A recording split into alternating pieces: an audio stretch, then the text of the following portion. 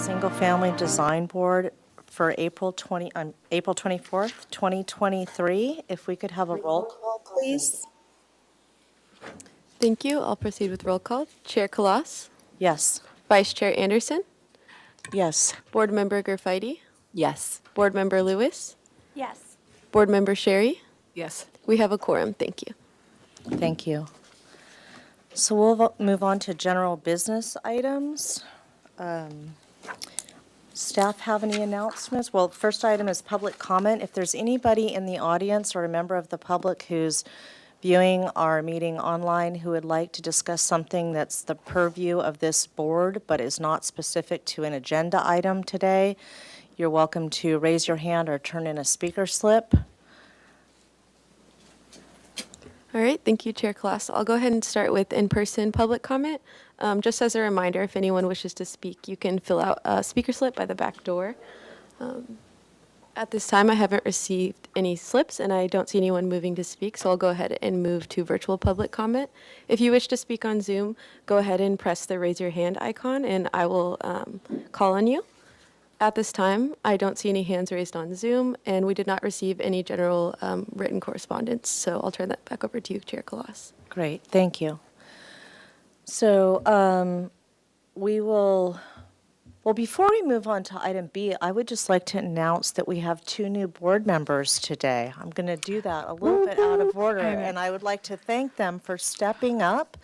We were desperate for some additional members, and so the 2 new members of our board are Jennifer Lewis, she's an architect with Harrison Design, and Ms. Sherry, Dawn Sherry, from Sherry and Associates. So we're so happy to have them and thank them for their dedication and volunteer efforts. So we'll move on to item B, which is to ratify past meeting minutes. These are the meeting minutes from March 27th. So if we could bring those up, please. And Chair Kalas and board members, it'll be just a moment. We had a little bit of issues with the computer before the meeting, so it'll take a moment to pull those up. Thank you.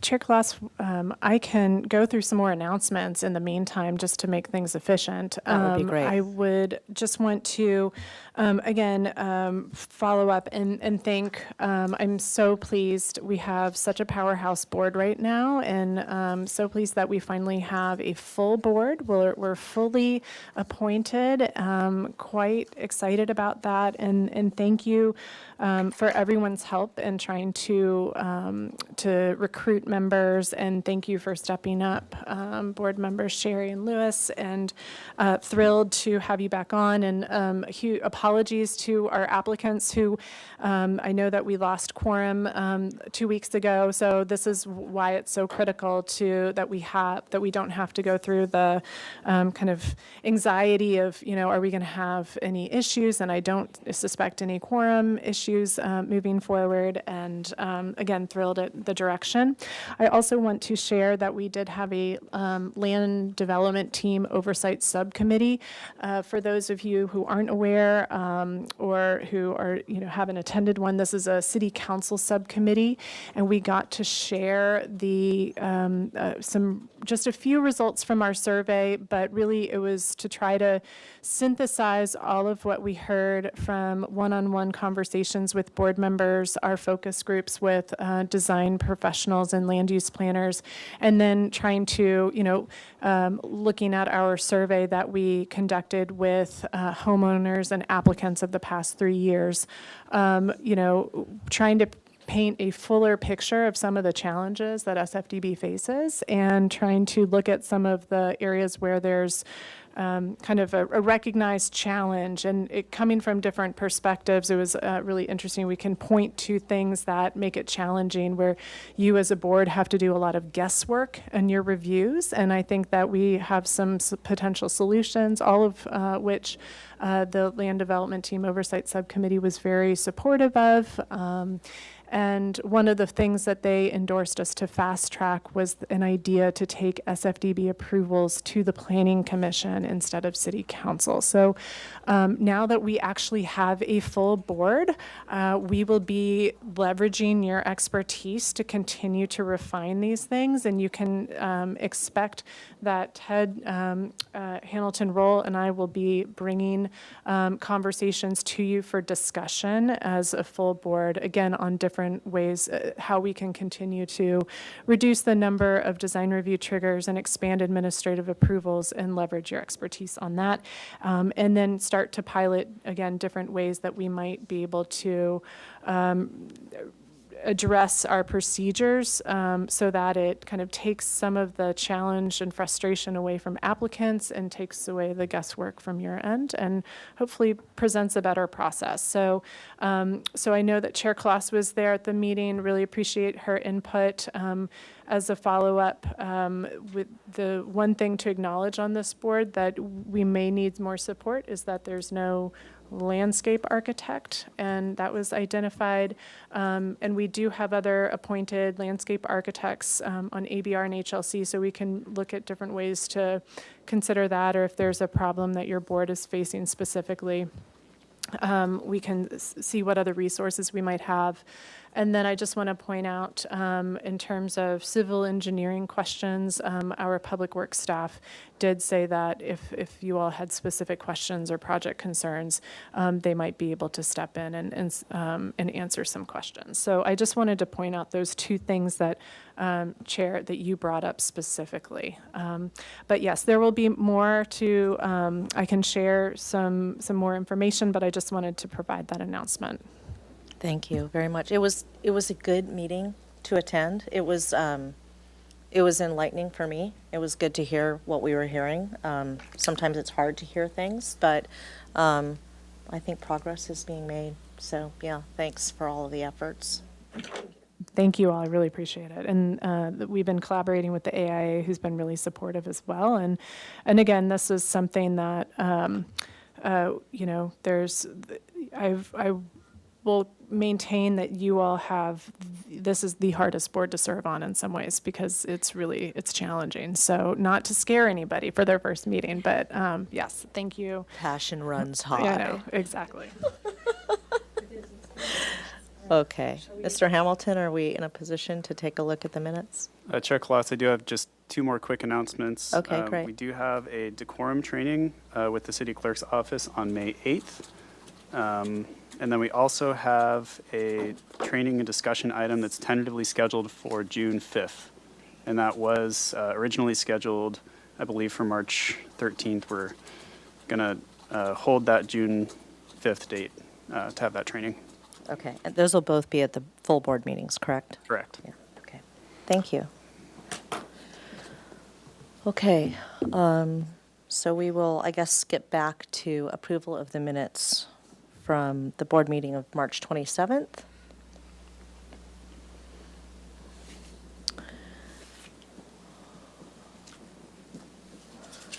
I don't know if anybody, if anybody reviewed these or had comments. I did take a look at them. I don't know if you have any comments, or Ms. Garfeiti. Okay. And Chair Kloss, if just a message to our fellow board members that for board members Sherry and Lewis, you can just abstain when it comes time to vote. Okay. Okay, great. So if we can, I'll make a motion to approve the minutes. If we can have a second, please. I'll second that motion. All right, Chair Kloss, Yes.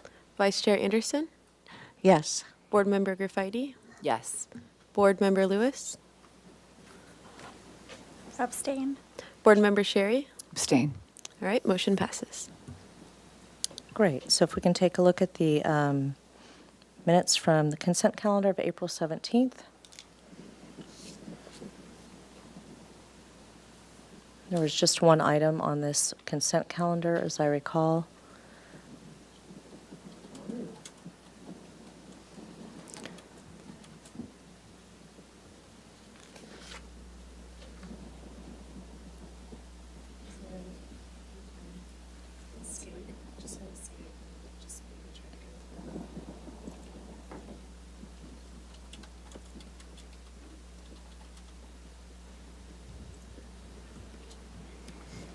So this was for 55 Chase Drive, and I was in attendance with Ms. Graffiti, and this was coming before the board for comments in preparation for a staff hearing officer agenda item, and it was related to a pool and a couple retaining walls. I did review the meeting minutes. They are accurate. So I'd be happy to make a motion for approval. We have a second, please? I'll second.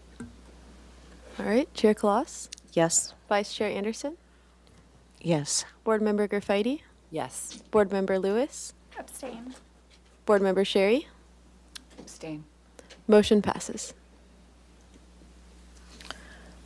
Okay, great. So I think we covered most of our announcements, but I will just go ahead and ask if there are any additional announcements by staff or board members that anybody would like to make. Not anything else for staff. Okay. I think I have to recuse myself from item number 2 today, just for living. Okay. within 500 Can you just hours. speak, just make sure we hear each other in the microphone? Oh, yeah. I have to recuse myself for item number 2 today. Okay. Do I need to give the reason, or should I? That would be helpful just Okay. to understand. We'll mark that for the record. I live within 500 feet of the project. Thank you. Is that item 2 or is that item 3? Thank you. That's item 3.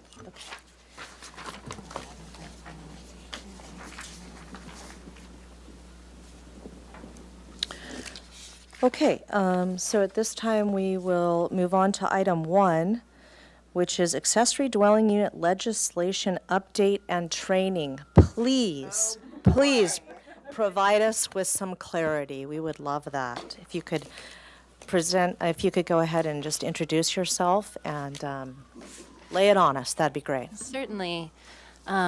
Is this on? Yes. So good afternoon. I'm Jillian Ferguson. I'm a long-range planner. And today I will be providing an overview of the ADU ordinance amendments that modify the architectural review standards that became effective on January 1st of this year.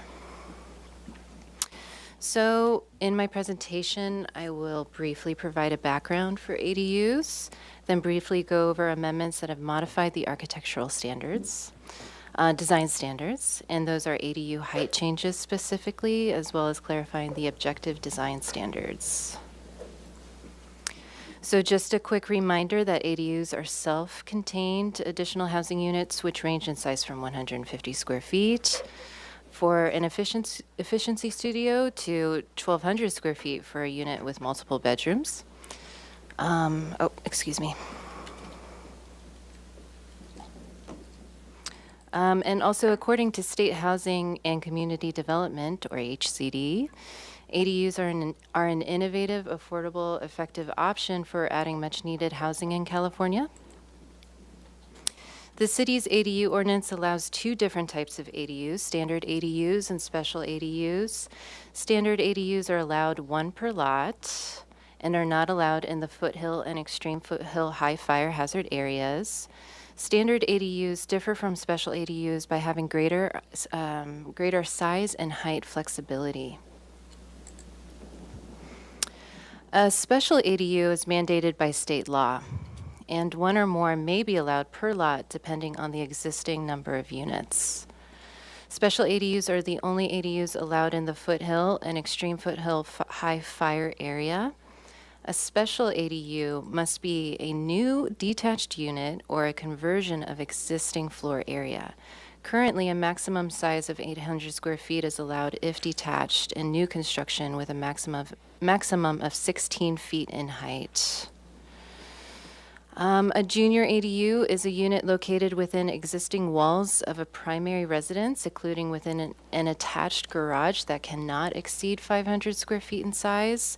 The owner must occupy the rest of the house, and the JADU requires a separate exterior entrance.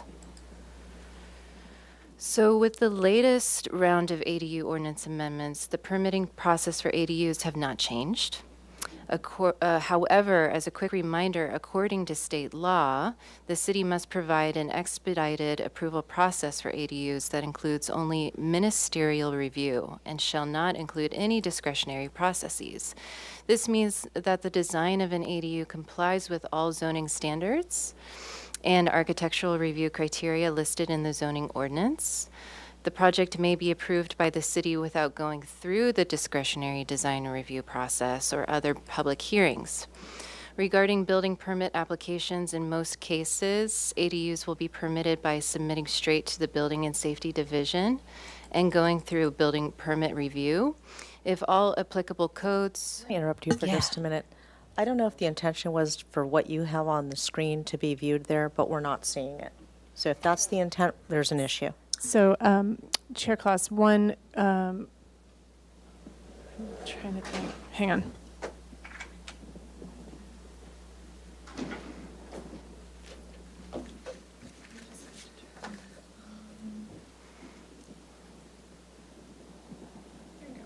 oh, awesome. Okay.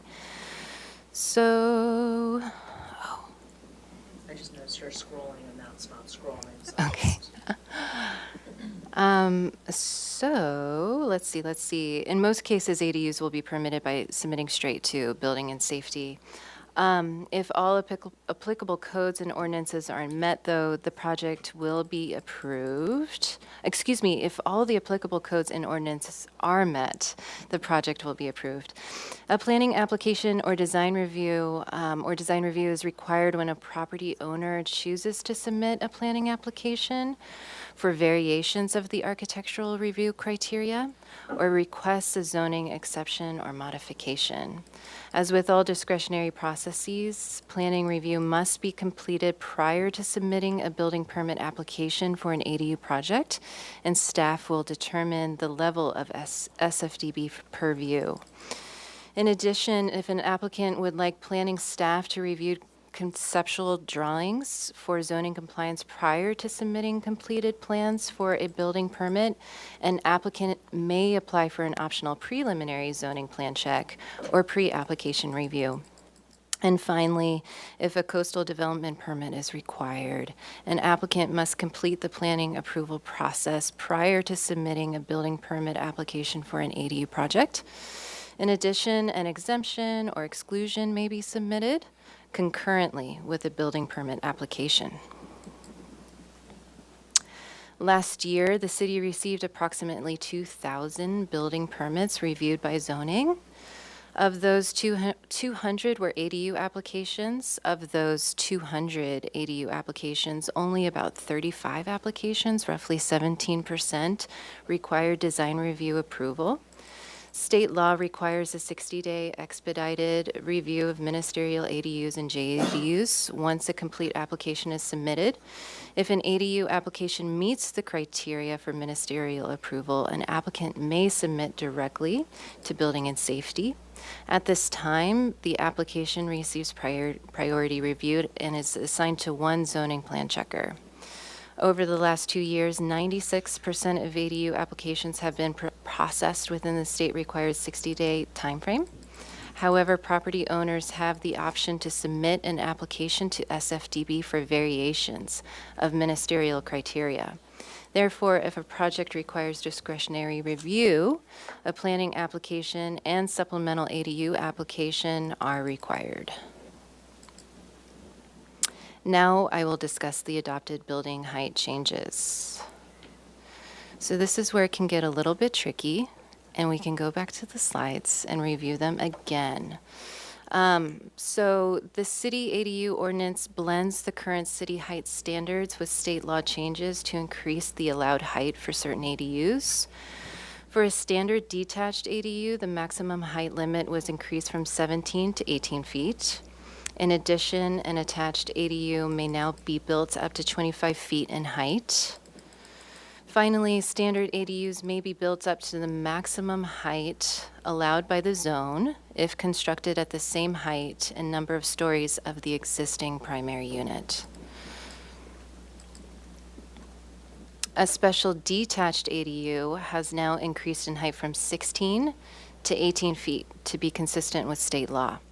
However, special ADUs within the foothill and extreme foothill high fire hazard areas may not exceed 16 feet in height if not within a half mile of a major transit stop or high-quality transit corridor and may not exceed 1 story. So this was because we were consulting with City Fire and staff recommended limiting the density or intensity of ADUs in fire-prone neighborhoods whose residents often must evacuate on narrow, winding roads in emergencies. Here are some examples of the different ways that ADUs can be built in compliance with maximum height standards. So example 1 shows an existing 2-story primary unit that is allowed to have a 2-story detached standard ADU of the same height. Example 2 shows an existing 1-story primary unit that is allowed to have a 1-story detached standard or special ADU up to 18 feet in height. Examples 3 and 4 show an attached standard ADU that is the same height as the primary unit or 25 feet, whichever is greater. And examples 5 and 6 show how an existing 1-story primary unit may still have a 2-story standard ADU if it is either constructed over a garage or through the discretionary design review process. Now I will discuss state-required objective design standards as they apply to design style criteria. So, since ADUs are exempt from design review, the hope is that by matching the existing style, the ADU will fit better into the neighborhood. However, recent state law amendments require the city to use only objective standards when reviewing ADUs. The city's ADU ordinance requires some ADUs to match the architectural style of the primary unit, and these ADUs include an ADU that is attached to or within 20 feet of the primary unit, ADUs located in the Hillside Design District with parcels that exceed 20% slope, ADUs that are 2 or more stories tall or 18 feet taller in height, ADUs on a site with a historic resource, and ADUs located in a front yard. The idea is that if you match the ADU to the primary unit, it meets the administrative approval criteria and is exempt from discretionary design review. Matching means you use the same exterior materials such as windows, doors, siding, roof pitch, and architectural style. Matching is an objective standard because it involves no subjective judgment on the part of the city. So that's kind of the trick there. So if it either matches or it doesn't match. However, if an owner doesn't want to match the materials of the existing single-family residence, they can choose to propose a design that doesn't match by going to SFDB. This slide shows the revised ordinance language required by state law. So City Council approved the revised language requiring that new detached or attached ADUs shall be constructed using the same architectural style, roof pitch, exterior building materials, colors, and finishes as the primary unit in an effort to ensure objectivity. Of course, an applicant may decide to request SFDB approval for a project proposal that does not meet these standards.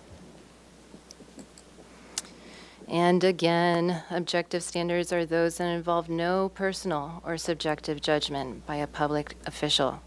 Therefore, discretion by city staff or the SFDB may no longer determine if a building style is similar or compatible or not. So here are some ADU resources. The first link goes to the city's ADU guidance webpage, which contains links to the ordinances, guidance documents, and other great resources. The second link is for the ADU guide, a helpful quick reference document on ADUs. And thank you very much. Are we allowed to ask questions? Oh, absolutely. And because this is an agendized item, we'll have to open up public comment and then Okay. just go through the normal process. So, Okay, so at this time, we'd like to open up public comment for anybody who would like to speak to this particular presentation that we've received. Staff? All right, thank you, Chair Kalas. I'll go ahead and start with in-person public comment. At this time, I haven't received any speaker slips. And seeing no one in the audience wishing to speak, I'll go ahead and move to virtual public comment. If you wish to speak on Zoom, please raise your hand and I'll call on you. At this time, no one has their hand raised, so I'll go ahead and move to written correspondence, and we did not receive any written correspondence for this item. So with that, I'll turn it back over to you, Chair Kalas. Okay, thank you very much. So are there any questions from any members of the board? I've got 6. I have one. Okay. Can you repeat again whether, it seems like you were saying there was now, instead of the word compatible, it's match. Is that a change in the wording between what previously was as part of the ordinance and now they changed the word compatible to match? So, To avoid SFDB, that is. right. So let me do my best to answer this one because this is a state requirement that I'm still wrapping my head around. I can also jump in at Yes. any time. So really, I think compatible, that definition is in and of itself like a little bit too discretionary and subjective. So by using the term match, that's really where that's where staff can go back and look at a permit to say, do these windows and the materials and the roof pitch match the existing residence? That's an objective standard. So I think we got input from the city attorney that the compatible, that we weren't really, that it didn't really meet the state's intent. And so that's why we switched the language for that and describe it as being matching and not using compatible. Okay. Ms. Anderson, you said you had a question also? I do, but most of the ADUs that I've seen, they're not showing the existing materials of the existing house to match exactly. So that's just a comment I'm making. And on that note, it's still the ADU checklist in order to match that your architect and designer is filling out. That hasn't changed. Correct. I believe so, correct. Right. So our process is, so what happens is generally an applicant submits for a building permit application unless it's very obvious or their architect is familiar with their process or know that they're gonna, that they don't meet the ministerial design criteria. So as part of that packet, they fill out, they have to go through all the check boxes. Yep, that's it. And that's staff, our zoning staff are reviewing that to make sure that they meet all the standards. And when they don't, those projects are often referred to design review staff and mostly SFDB. And there could be a number of things that trigger SFDB review. So what you all have seen as a board, sometimes you're looking at the entire ADU. Sometimes you're looking at just a portion of the ADU, which, for instance, like a second-story balcony. We don't consider that as that's not considered part of the ADU. So maybe the ADU meets all the ministerial design criteria, but that little portion of it doesn't, and so maybe that's the only thing. So sometimes we're going to come to you and say, your purview is to look at the whole, and sometimes we're going to say just this small focused review for this one item. So that's what gets really confusing, and you can see, as Ms. Ferguson pointed out, prior to it even I'll say coming or being able to get project design approval, if it is a discretionary ADU, we have to make sure that it meets all of these standards, that it's, where is this ADU proposed? What type of, is it a special ADU? Is it a standard ADU? Is it meeting the height requirements? So, every year we have to, this changes. So it's hard to keep up. And it's hard to keep up for applicants. It's certainly hard to be able to consistently communicate this. So, yeah, so when, so there's just we go through, it's just like a doctor would, we go through all the procedures to check, to make sure that it meets certain things before it even gets to you. So if it's happened, we've generally identified what is the design review trigger that's making it come before your board. Okay, great.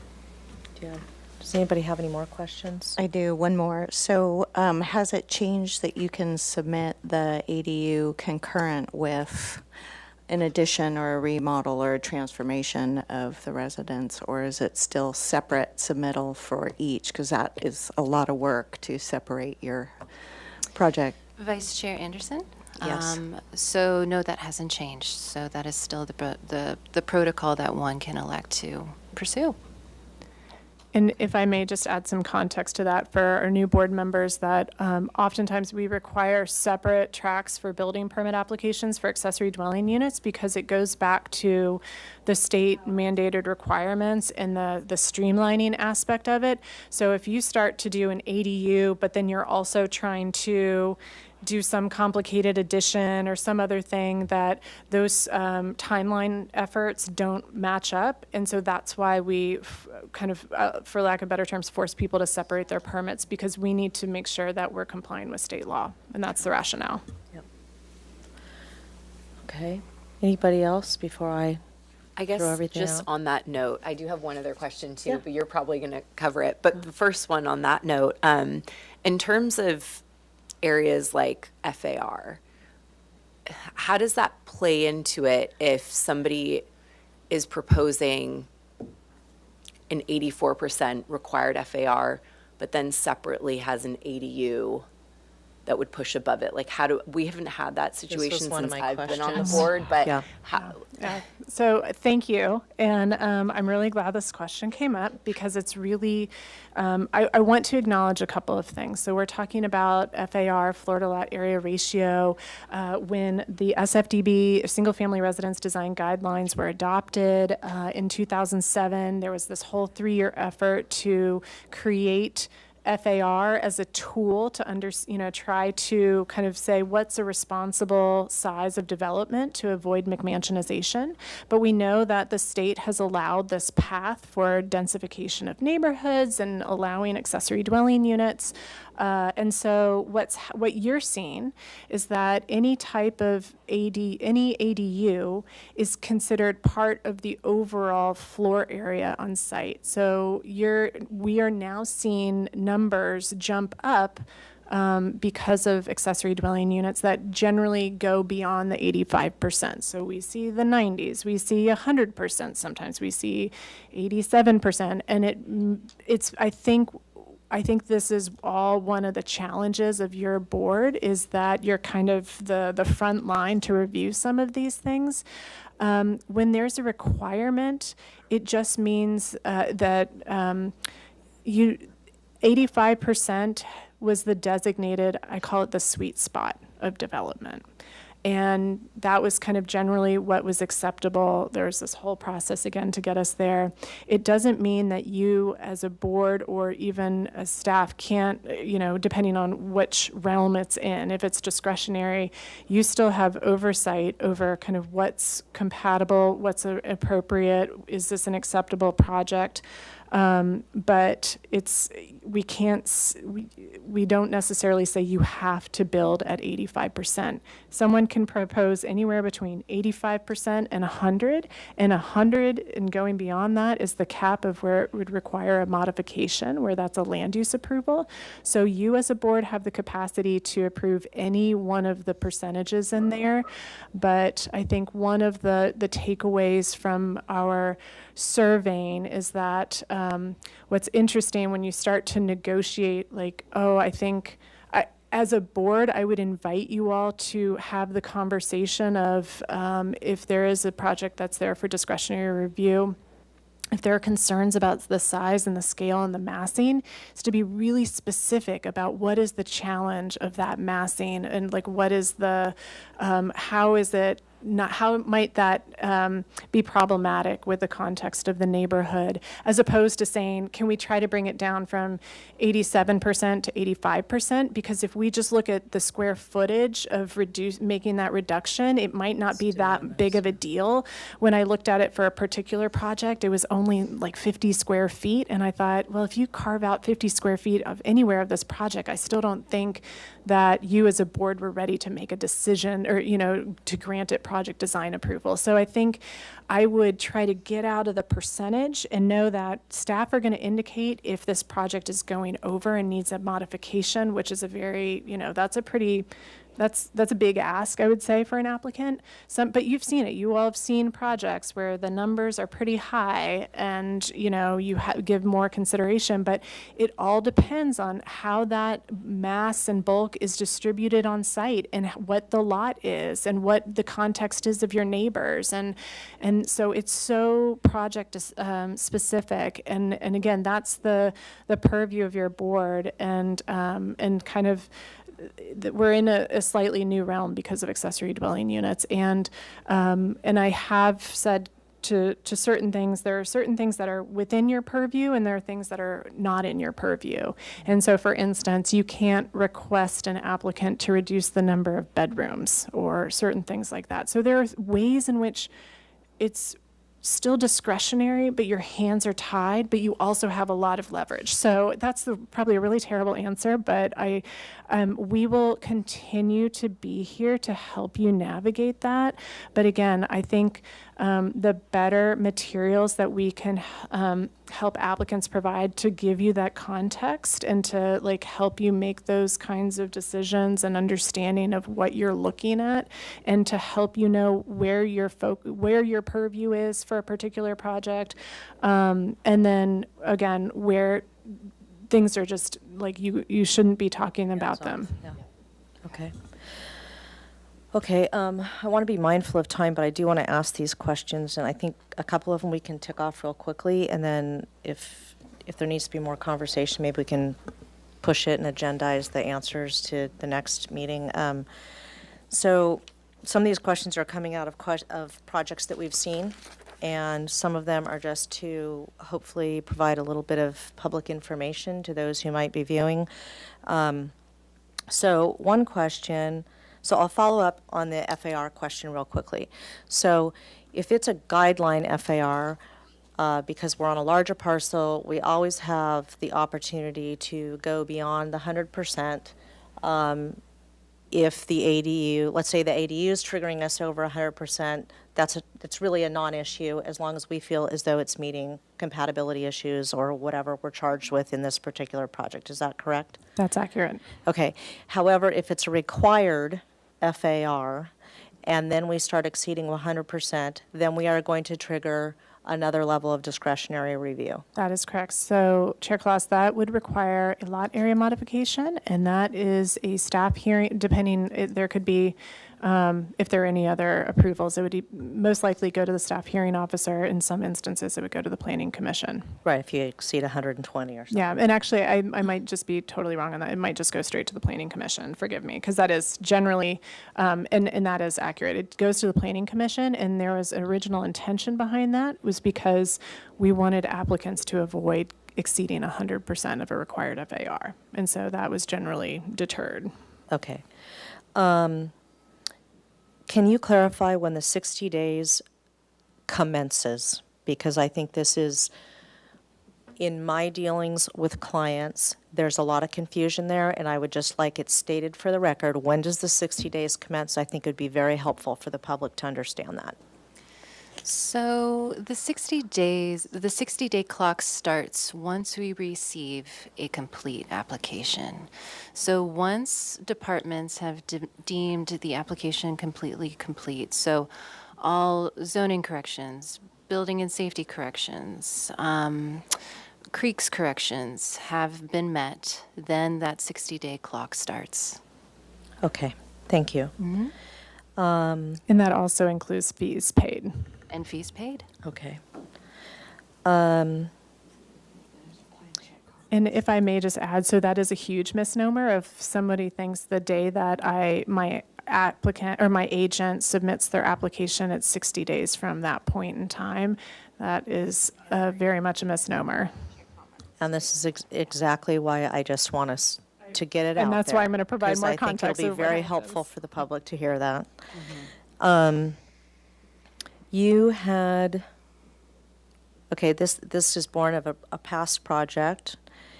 So if a detached ADU is proposed, and we as a board do not find that it can meet a compatibility requirement in size, bulk, or scale, do we have the authority to force or request that the applicant return with an attached ADU or to deny the detached ADU? I'm starting to look over. Yeah, in Ms. I'm going to Kokina's jump in here. direction. So this is a question. So the applicant, like in any design review setting, they're taking your input. They go back to their drawing board. They revise. Hopefully, they go in the direction of a motion and follow up. That doesn't mean they have to. They could always say, "This is my project. I am willing to chance it that you might not accept it." And we have established a due process, an appeal process that allows them to appeal a decision.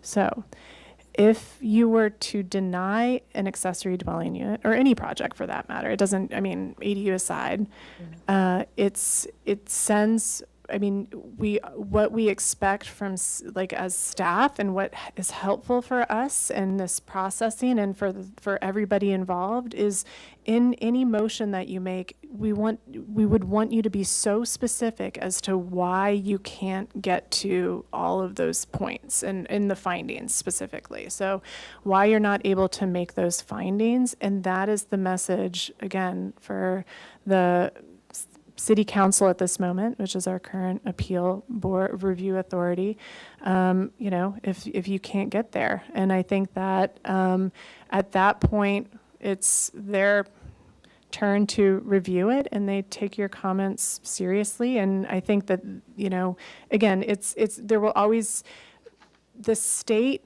allows, I think, if I could say anywhere, they allow it, if in any single residential zone, like you can build an 800 square foot ADU. But that's if you follow all of the ministerial design criteria. So if an ADU is coming to this board, it's because outside of it's that out, they did not follow those ministerial design criteria, and that was their choice essentially to not do that. And so if you as a board did not feel comfortable granting that, they still have presumably other options to explore. So either explore through an appeal or explore through something that meets the ministerial criteria. But, you know, I say that you'll always find a project out there that something's going to be difficult, or there are multiple site constraints, or, you know, even for instance, the front yard one, where some properties, you know, their front yard, you know, think of like if there was a street, there's a property with a circular street all around it, that whole area is front yard. So there are certain things that just don't meet the ministerial design criteria. So that's just one example that maybe like that we as staff again would want you to understand about a project before, so that you could understand what were the other options or design alternatives that could have been explored as part of that. I hope that's helpful. Okay, yeah, that is helpful.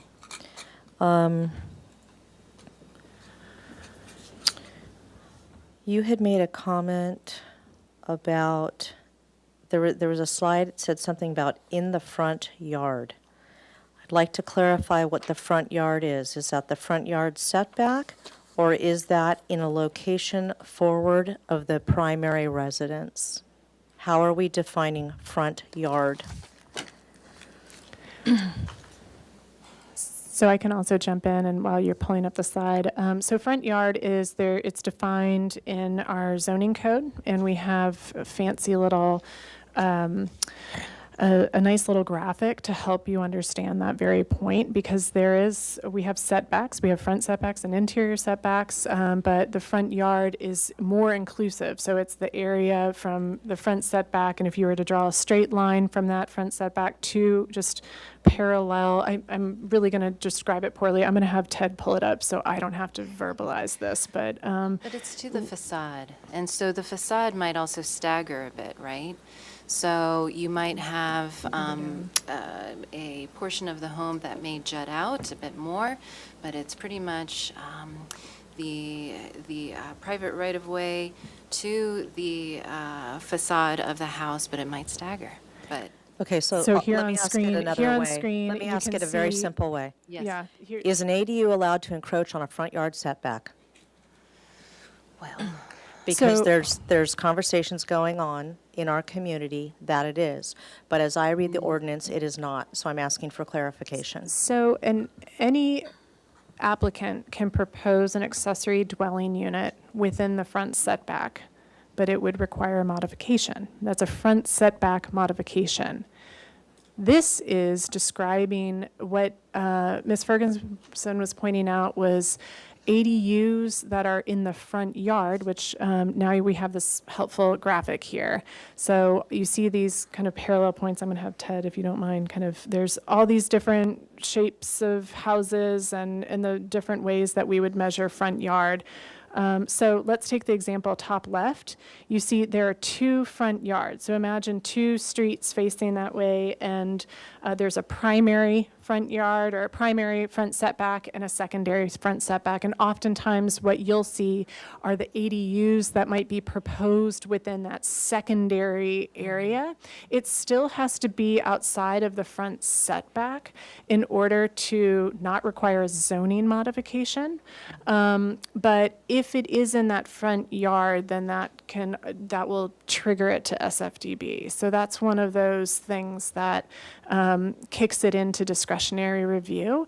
And that's because, you can kind of understand if it is in a front yard, then it's more obvious, and, you might want to have more discretion or oversight over what it might look like.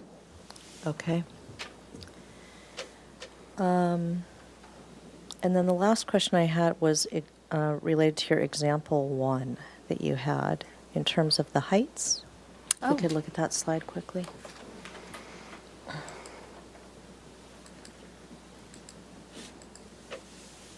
Okay, so this is allowing a 2-story standalone ADU up to 22 feet, but I heard that they were maxed out at 18. so that's a very good question. And so this is an example of where the existing home is 22 feet. So it So governs. you're allowed to match whatever is existing. Okay. Can I have clarity then? There's like an asterisk up to 2 feet to Yes. match. So Yes. So that's another state, another option that the state granted us, that if you, so you're allowed to have, okay, so here's an example. You have a existing home that is 20 feet in height.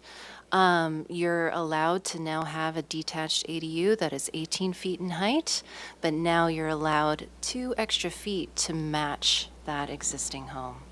what I think I want clarity on is if this one's already 22 feet, then So that is. that would be an additional 4 feet to match. So you're allowed to either match what is existing. So if you have a 22-foot home, you can match the height of that 22-foot home, or you can propose an attached 25-foot ADU, or you can propose a detached 18-foot ADU with an allowance of 2 extra feet. But this image right here, example 1 is to show that you can meet the max height of your existing single family. And the beauty of this, if I might add, is that you as a board do not have to figure any of this stuff out. Before it gets to you, we tell the applicant, this yes or no, you need to reduce this is a maximum. So we wouldn't necessarily let them come to you Without before. that So being that is the vetted. beauty of that, and not having to remember all this. But we just want you to understand, it's really, you can start to see our application review process of all the things that we have to, this is just one little piece of it. And then it's routed to all the other divisions. So this is why it can be a little bit hefty of a review. And that's why by the time our applicants get to you, it's so sacred to have this time before you. And that being said, unless anybody has any questions, I'm going to thank you very much for doing your very best to provide us with some clarity. And we will move on. Okay, thank you. Yeah. Okay. And yes, and if I may just add that if there's ever any questions about ADUs or regulations or purview, SFDB purview, we're very happy to answer that. And oftentimes you'll see things as a board that people will bring to you that are outside of your design review scope. Okay. Great. So for those of you who are in the audience, I'm sure you can understand that everybody is trying to assimilate and correlate existing zoning to the information and mandates that are being passed down to us from the state. It's a complex conversation, and staff has a daunting task to deal with all of this. Okay, that being said, so we would like to move on to our first actual item today, which is item 2 on the agenda, which is 1215 High Ridge Lane. If there is an applicant, if you could please come forward and introduce yourself. You and your team, and you will have 15 minutes to present your project to us. So, welcome. Thank you. Just for my understanding, do I just cycle through this if I want to scroll through, or do I let you know which pages I want to go to? Mr. Watkins, yes, that's correct. Just go ahead and cycle through the PowerPoint there and make sure your green light is on the mic when you're talking. And Chair Kalas, I believe we just need to read the project description into the record. Okay, thank you very much for the reminder, Mr. Hamilton. Okay, so this is 1215 High Ridge Lane.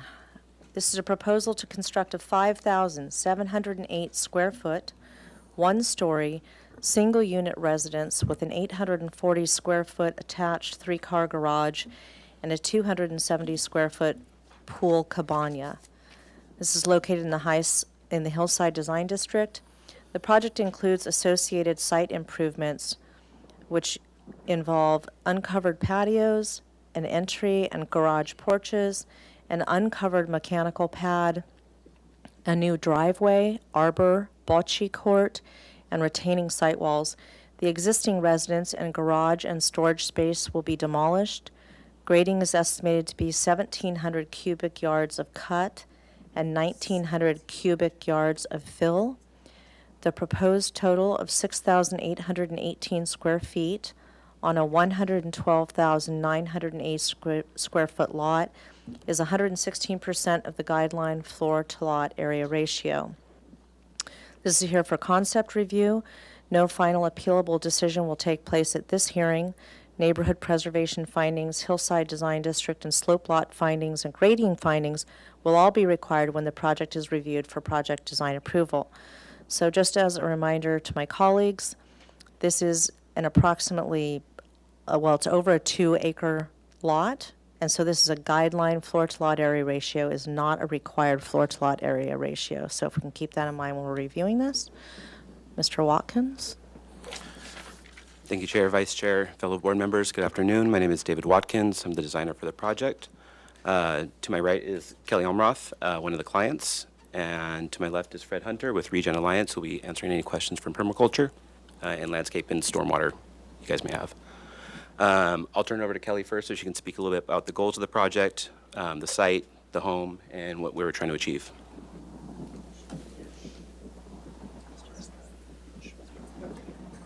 Hi there, good afternoon. Thanks for having us today. Excited to be at this point in the project. My husband has been here in Santa Barbara for 26 years, but I get to tout that I've been here for all of my 52. I'm a local native Santa Barbaran, so I do appreciate and understand why you're here. I've watched Santa Barbara grow and change quite a bit. I wanted to just tell you really quickly our considerations when we bought this lot and then started talking to David about this project. My husband and I, when we first got married, lived on the Riviera. We were on Roble Lane and we were on an uphill side of the street, and always wanted to come back. We only moved away from the Riviera because we needed a yard, and that old lot had none. We now have 2 children, and they appreciate the ranch that they've lived on for the last 12 years. So when this lot became available, it spoke to us. It has that vastness feel that we still like with the view and being closer to town. We really considered in designing this project that land, the rock, wanting to maintain it and wanting it to still look as beautiful as it does. Another consideration that we made was our enjoyment of the property. I'll be honest. We bought this property. We want to enjoy the view. That's a huge consideration, as well as our aging and our kids leaving someday. The design is so that we can shut down parts of the house utility-wise and have less of a burden for ourselves, but stay in the home that we love. We also considered the neighbors above us. We used to be on the uphill side. We understand what that means. So we really were considered about maintaining the wildness of the land and where our house would have a beautiful view and not be directly in the line of any one house. We really were considerate of that, as well as the people below us. We actually sacrificed on some view by moving the house back. Originally, I wanted it closer to the front because it would have a little bit more view and more expanse, but I realized that's looking down then and impeding upon our neighbors below us and across the canyon. Nobody wants to be looking directly at everybody. The last thing that we considered was ourselves as aging adults. We wanted 1 story. We didn't want 2 stories ever. That was part of the reason we liked the lot, and that we could enjoy this home for quite some time. So that was and I just have to say that this process has been real collaborative. David has been a joy to work with. I really had a lot to say about this house, and he guided me with all of the purviews that we needed to. He really helped us in doing this, so it's been a joy. Okay, so I'll jump in now just real quick to give you a little overview of what the site's like currently. For those of you who've been up there, you might be familiar that the road is actually above the site to the north. It's a cul-de-sac, so this is the last lot on the downhill side. As you approach it, there's an existing 1-story residence that's about 2,000 square feet. That's been there since the 40s right now. It's a mix of lap siding and board and bat. Beautiful home. It kind of resembles some of the detailing from San Ysidro Ranch Inn, but it's not deemed historical in any way. It was just designed that way. A big goal of ours initially was actually to try to keep that existing residence to maintain street character. It's been there forever. It's well done. It's in good condition. It's something nice. It's, when you drive by the front, the existing driveway pavers are cobblestone. It's got a lot of character and detail that you don't always see these days. And so, first and foremost, even though that had the best views in that part of the property and was the highest, keeping that existing home was really important. So we worked off that basis of that area up there in the northwest was untouchable. And that would be reduced down to a ADU through our guidelines down to 800 square feet for that lot, or for that area, for a high fire zone.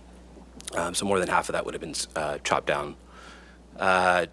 We've been working on that process for a couple of years with the city, trying to get understandings of what the best way to get that permitted would be. And so some of the conversations you guys were having ahead of time, very pertinent to this. It turned out that the easiest way to keep the home would be to have modifications, because even the easiest possible scenario, it still would have been a modification because part of that remaining residence would have been in front of the proposed residence. So it created some conflicts right there.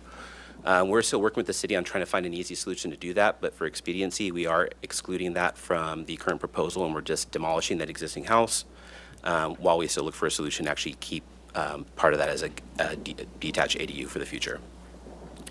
Along the west, there's a heavy canopy of oak trees mostly that are pretty mature. They've been there for a long time as well. We're not doing any development, and we didn't see any need to remove any of those oak trees. They provide a lot of privacy. There's great areas for animals. It's a pretty wild site. There's deer, bobcat, hawks that are always out there. So a lot of that naturalness, that, to be cliche, that's already there. The boulders, the oak trees, they really define the site. And so going out there, you don't want to touch any of that. It also creates a lot of challenges for special considerations because removing oaks, obviously, and designing those areas is not great design. Down to the south, as the slopes start to get a little bit steeper, there's a cluster of boulders that are right there as well, which means there's probably a lot more underneath that we don't see. And as Kelly mentioned, that's also the most visible part of the property. So going down to the south presented challenges from a construction standpoint, but also for visibility for the neighbors around us. That southeast corner especially, it gets pretty flat right there, considering for a steep lot or a slope lot, but it's the most visible. So that really left us the top northeast corner to put the house, but that in itself created some challenges. There is a significant grade between the property. I think the lowest point's 646 or 645 down at the bottom southeast corner. And then up on the street on the northwest, you're anywhere between 700 feet elevation and 696. So it's pretty significant right there. So to try to mitigate that, what we decided to do was right as you come off the street with a new driveway, we were cutting down the grade to the north of the proposed house by about 6 feet. And that's going to be driveway level, we'll call that finished grade 0 point at the garage. And then the house would move directly below that. I'm focused on the survey still so you can kind of get a sense of the topography. What happens with that, though, is you get the house, the southern end of the residence and the patios and the lawn ends up being about 9 feet above natural grade right now. And that, I think, creates more of an eyesore by having such an elevated surface. And so we actually wanted to blend that up and create a series of tiers throughout the property that allowed it to still be very natural, have these strips kind of pull through the residence and the pool area, the lawn and so forth, and do all the heavy lifting up front in the driveway area, and then have the house be closer to about plus 4 feet between the existing residence and natural grade at that point. So a lot of our building heights are from finished floor 16 feet for a majority of the residents. Over at the master, sorry, it's hard to do this both ways. At the master, this is much trickier. And you can use your mouse as well if that's easier. Much better. There you go. Sorry, guys, this is not my first. So real quick, I'll just focus on this. We're at 69 for a finished floor right now. That 687.5 is our garage, so we'll kind of consider that maybe 0 point for the driveway for any reference and conversation. And we're going 16 feet to top of ridge on most of the house off that 689. On the southern end right here of the residence, this is the living room area. That will be a little bit higher. It's going to go up to about 17 feet, I think. Yeah, 17 feet at that. On our site section zone for our building height calculations based on the existing grade, it ends up being about 21 feet. Again, about that 4 foot difference. It was the residence being about 4 feet above the existing grade, and then adding your 16 feet above that, plus or minus. But from finished floor to top of ridge, it's about 16 feet for majority of the house. Let me go down here a little bit more. And then if you guys can see, you want to get a visual on what this site sections look like right here. This is the topography right now, more or less. This is running right through the driveway, the front area of the house, which is all yard. We're kind of creating a depression, if you will, to kind of catch all that water that's coming off the driveway in the north end of the property. Stormwater is a huge aspect of our design, and so this is one of the elements we're actually using to buffer the house and elevate it so the water can catch before it gets to the residence, and then divert that around to the house to the west to a series of cisterns and dry catchment systems that convey that water throughout the site to other areas away from the home. This is that site section running through here again. You can kind of see this is the patio off the living room. That's where that change of grade occurs, and that's by us dropping down the 6 feet on the front here. It kind of minimizes that a lot more than it could have been. And then you have your second tier of lawn area interacting, and then you drop down another 4.5 feet to the pool cabana area. And that allows us to get that last series of retaining walls that it's supporting the pool in the south end to be about 6 feet. Even at 6 feet, though, this wall line here is still, you couldn't see the top of that wall from the downhill residences below us because our property still steeply slopes down beyond that by another 14 feet, plus or minus. So none of this, even that wall, you wouldn't see any of that. I'll come down here to the, this is just really quickly showing you the existing floor plan of that residence that's currently on there right now. The heart of that was really this area here. This was a site-built trusses, a beautiful fireplace, these great views, and you don't see that very much anymore. So we're really trying to keep that, and what our future goals are going to be for the ADU. Ideally, this could stay without modifications, and we can build off over here to the west potentially for a future guest house and maintain this part at least while all of this goes. The existing site, and then can focus on this for a minute here.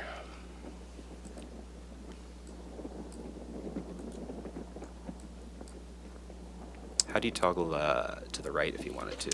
If you, Nice and slow. and Mr. Watkins, if you right click, you should be able to select the hand tool.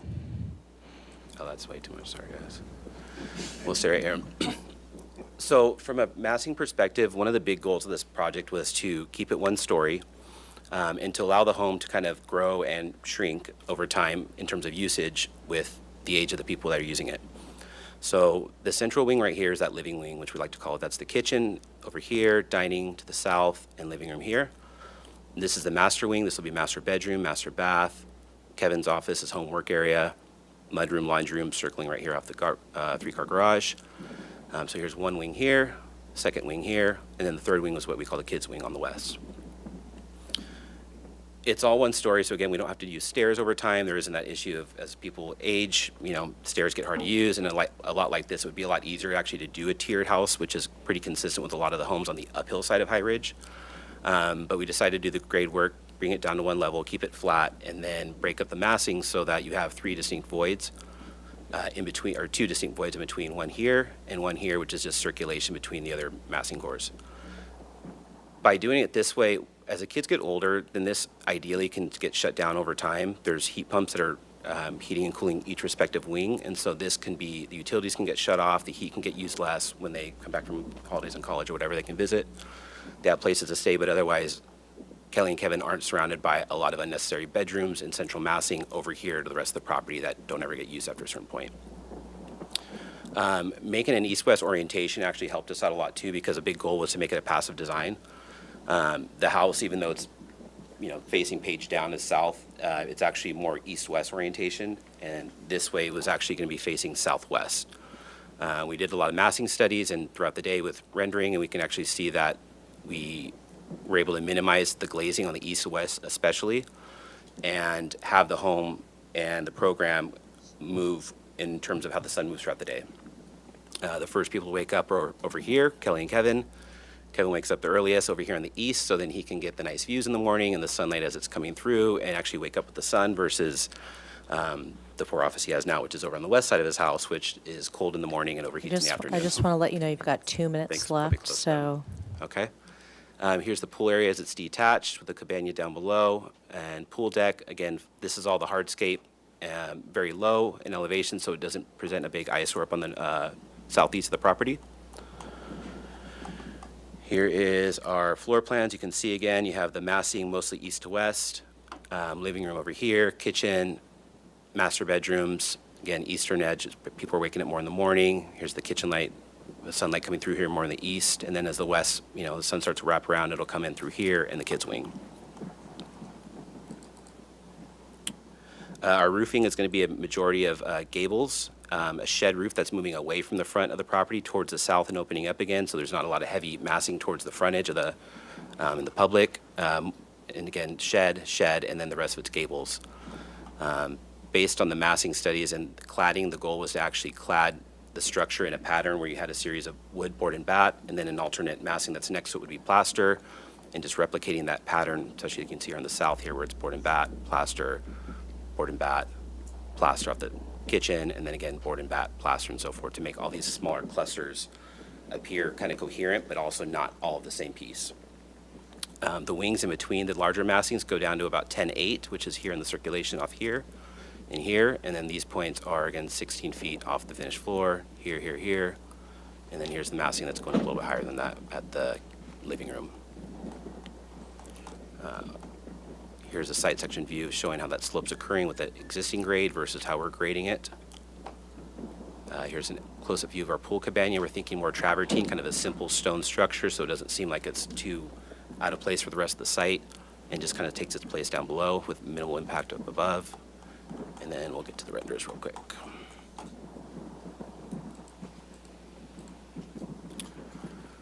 I think the top view probably shows a pretty good representation of what we were trying to achieve by having green strips running through and not have the home be one solid, tall, two-story structure in the middle, but more laid out, elongated east-west orientation for solar massing, and also to present the whole home as a smaller set of cluster buildings. And then the bottom views showing, again, from down below with the pool patio cabana, and the southwest corner of the living room. And here's a couple more views. And then I can jump to maybe this and see if Fred wants to add anything to the design goals of the landscape. So your time is actually up. I'm gonna let you have 2 minutes to just give us a quick overview, please. But if you could hold it to 2 minutes, if we could have 2 minutes on the clock, please, staff. Sure.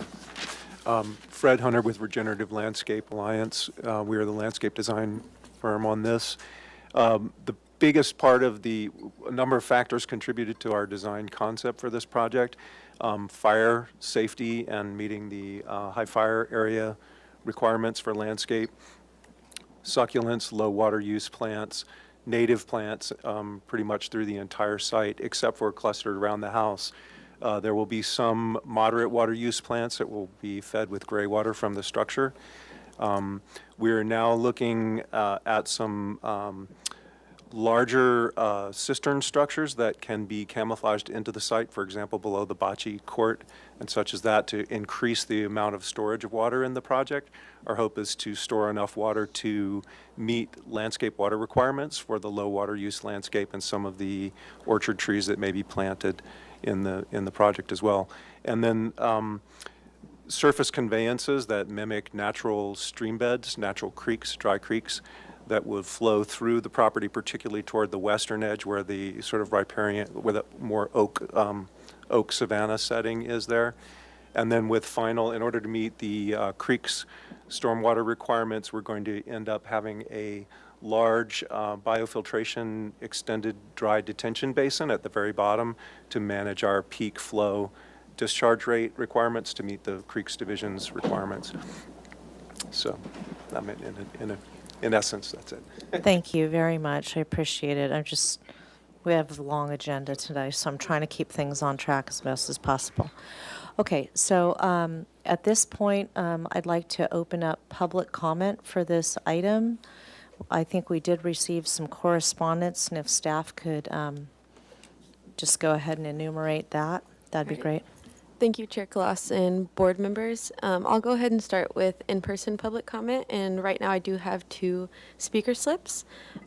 So I'm going to go ahead and start with Elaine Trial. If you could go ahead and make your way up to the podium, you'll have 2 minutes to speak.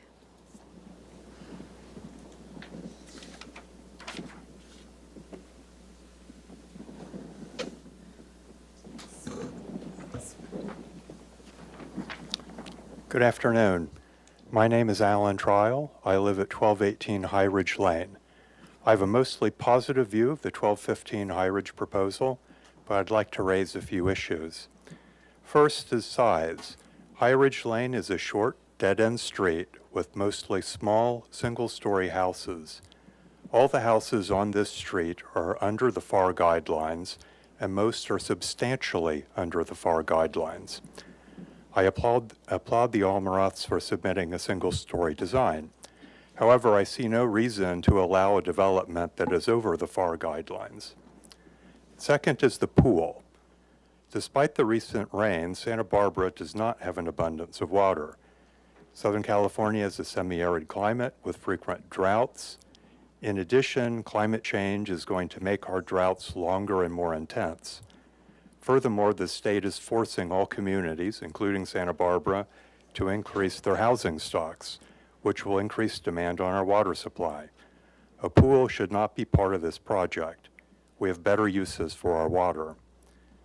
Third is the oak trees on the west side of the property. These trees have gotten entirely out of hand and have eliminated our beach and city view.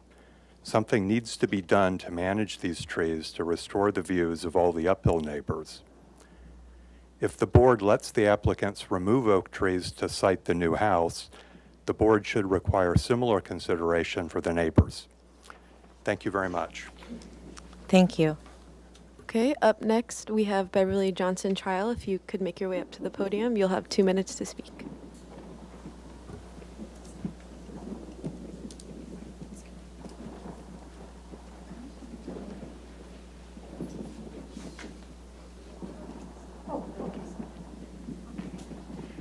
Hello, my name is Beverly Johnson Trial. I live at 1218 High Ridge Lane, and I'm with that character who was just speaking.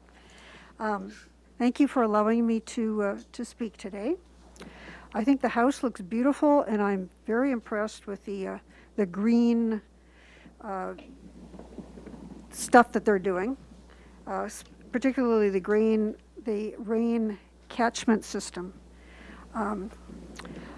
I also disagree with the plan to build the house and the other structures to 116% of FAR. The house in our near neighborhood on our side of the canyon that is the closest to that percentage is 95% of FAR, and that is large enough. As for the pool, there are pools nearby, but I think it's short-sighted of design boards to allow pool construction in an area that is semi-arid and often in drought. A neighbor one street down from us actually took his pool out in an effort to be green. Now, the subject that most distresses me is the oak tree protection notes on page 24, which unfortunately I don't have up there. In the years before the current owners owned the property, the trees in our view of the beach were routinely trimmed so as to protect this precious view for those of us on the uphill side of the street. Since the sale of the property, these trees have not been trimmed and our beach view has been totally lost, along with most of the ocean view and city view. It was usual and customary for us to see boats sail from the pier to Montecito. No more. I would have spoken to the current owners about this before, but the house has been rented, and I was dealing with devastating effects of a second breast cancer diagnosis. With multiple surgeries, chemo, radiation therapy, and crippling side effects, I didn't have the energy. And now not being able to see the beautiful beach is just so stressful for me. It's so sad. Thank you. Thank you very much. That's all the speaker slips I have at this time, so I'll go ahead and move to virtual public comment. There is one hand raised right now. If anyone else wishes to speak, just raise your hand and I will call on you. So we'll go ahead and start with Larame Green. I'm going to unmute you or allow you to talk right now, and you'll be able to unmute yourself. Okay. Just checking to see if you can hear me. We can hear you. Yes, we can hear you. My name is Laramie Green. I am the resident upslope of the site. My address is 1301 Los Alturas Road. And I just wanted to give my support for the project as is. I think the site is vast, and I think with what house they're proposing, the residence they're proposing right now is more than in line with what is in the neighborhood. And I walk my dog pretty regularly down the street in that area, and I don't really see an issue with any of the trees being larger in growth than any other neighbor in the area. I think the proposed residence is fantastic, and I don't think anything should be viewed negatively of the proposal. Thank you. Thank you. All right. I don't see any further hands raised, so I'll go ahead and move on to written correspondence. We did receive a couple of public comments from Stephen Vela and Noel Martin on behalf of Rock Living Trust, and another from Liz Scott. Thank you. And with that, I'll turn it back over to you, Chair Kloss. Okay, great. So this is the time when the board gets to ask the applicant questions. And in the past, I've what we were doing a while ago is we were kind of doing this in an orderly fashion, but I found it kind of puts the first person that I asked to comment on the project on the spot. So what I'd like to do is I'd like to just kind of open it up, and whoever has a question, feel free to ask it. That will be your turn to ask questions, and then whoever wants to step up next can be next in line, okay? So does anybody have any immediate questions for the applicant? Okay, Ms. Lewis. Hello. think my mic is on. I was wondering if you could walk through the considerations for the garage placement. Most of the others on your street, as I was going through, were angled to the side, and you didn't immediately see it, and it sits proud of the house right now. And to the applicant, Mr. Watkins, can you turn on your mic? Thanks. Yeah, I think that'll work. So one thing you can see right here is this is the curve of the right-of-way of the street right above it. The slope is pretty steep right there, so how we place it was going to be tricky, where even though this could have been a straight approach down from the end of the cul-de-sac, the slope would have been too steep to meet compliance, so that was a bust. That would have been the most private, though. Facing on this side of the property wouldn't work for our massing and stuff, so that wasn't an option either. Over, we already discussed the areas in the west, that wouldn't work. So what we try to do is keep the existing apron where it roughly more or less is right now currently. It did shift about 6 feet over to the east, I believe, and that was to minimize our overall hardscape count. That made a difference. But we kept the driveway that services this part of the property as is, and we just winded it down this way. And then with the existing 6 feet elevation rise up to the street, and then the pittosporum that's going to be remaining up in the front there, we felt that that wouldn't be screened from the frontage. Even though these garage doors are facing north, you don't actually see that because of the high hedges that are there currently. And so that was our goal, to at least have that. And honestly, it's kind of nice sometimes when you have a house of this kind of character and scale that you don't see the garage doors right next to the main entrance. So it was kind of purposely done to kind of remove that over to the northeast, kind of not great lighting over there, not the most beneficial in terms of program. Those reasons mostly.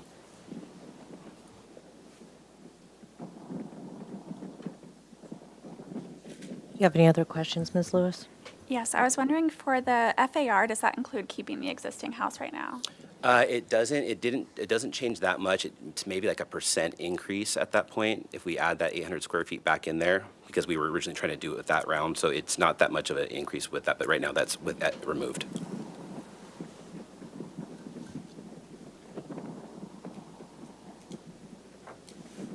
Sorry, last question. Do you have a material image for the board and batten? Because the graphics looked as if it would be metal siding. Is the photo pages in the back of the set? Yes, it's in the back of the PDF if you scroll down. Okay. Oh, let's do that. Should be right after the plan set. It's almost the last couple of pages, I recall. Come on. Here we go. Are you talking about this image right here? This is more for inspiration of the cladding of the, and this is metal again too, so we weren't going with that. That was an initial goal we wanted, and the clients actually felt doing something more traditional was a nicer way. But that juxtaposition of a material that's white, kind of stark, versus a warmer gray was kind of what we originally wanted to play off of. But it won't be this corrugated siding like that. It'll be a wood board and bat, which you can see more on the existing residence. There's a couple of sides with that. Okay, great. Anybody else with questions? Yeah, I think you briefly brushed over this just now, but can you speak to if there's any vegetation removal in front of the home on High Ridge Lane? There is. I'm going to try to get a good image here.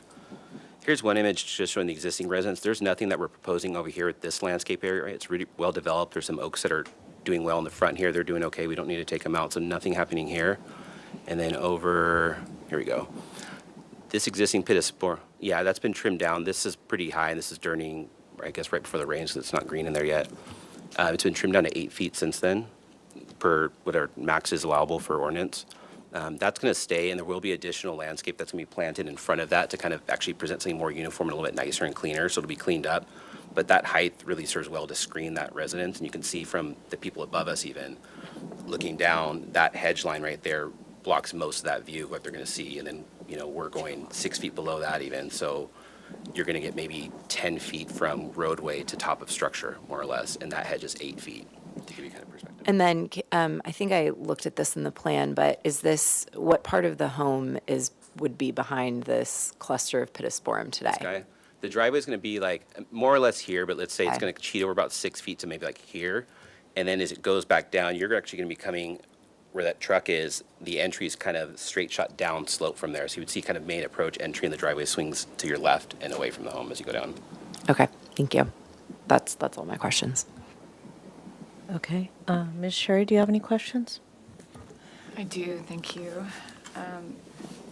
Do you have any site sections, David, of, I know, I see all the site sections, those are great, but they all are cut off. They don't have the roofs on them, or the road or the neighbor above. Do you have any site sections of showing the neighbor on the uphill side, or a site section with the whole massing of the section through the whole house instead of just cutting it off before the roof?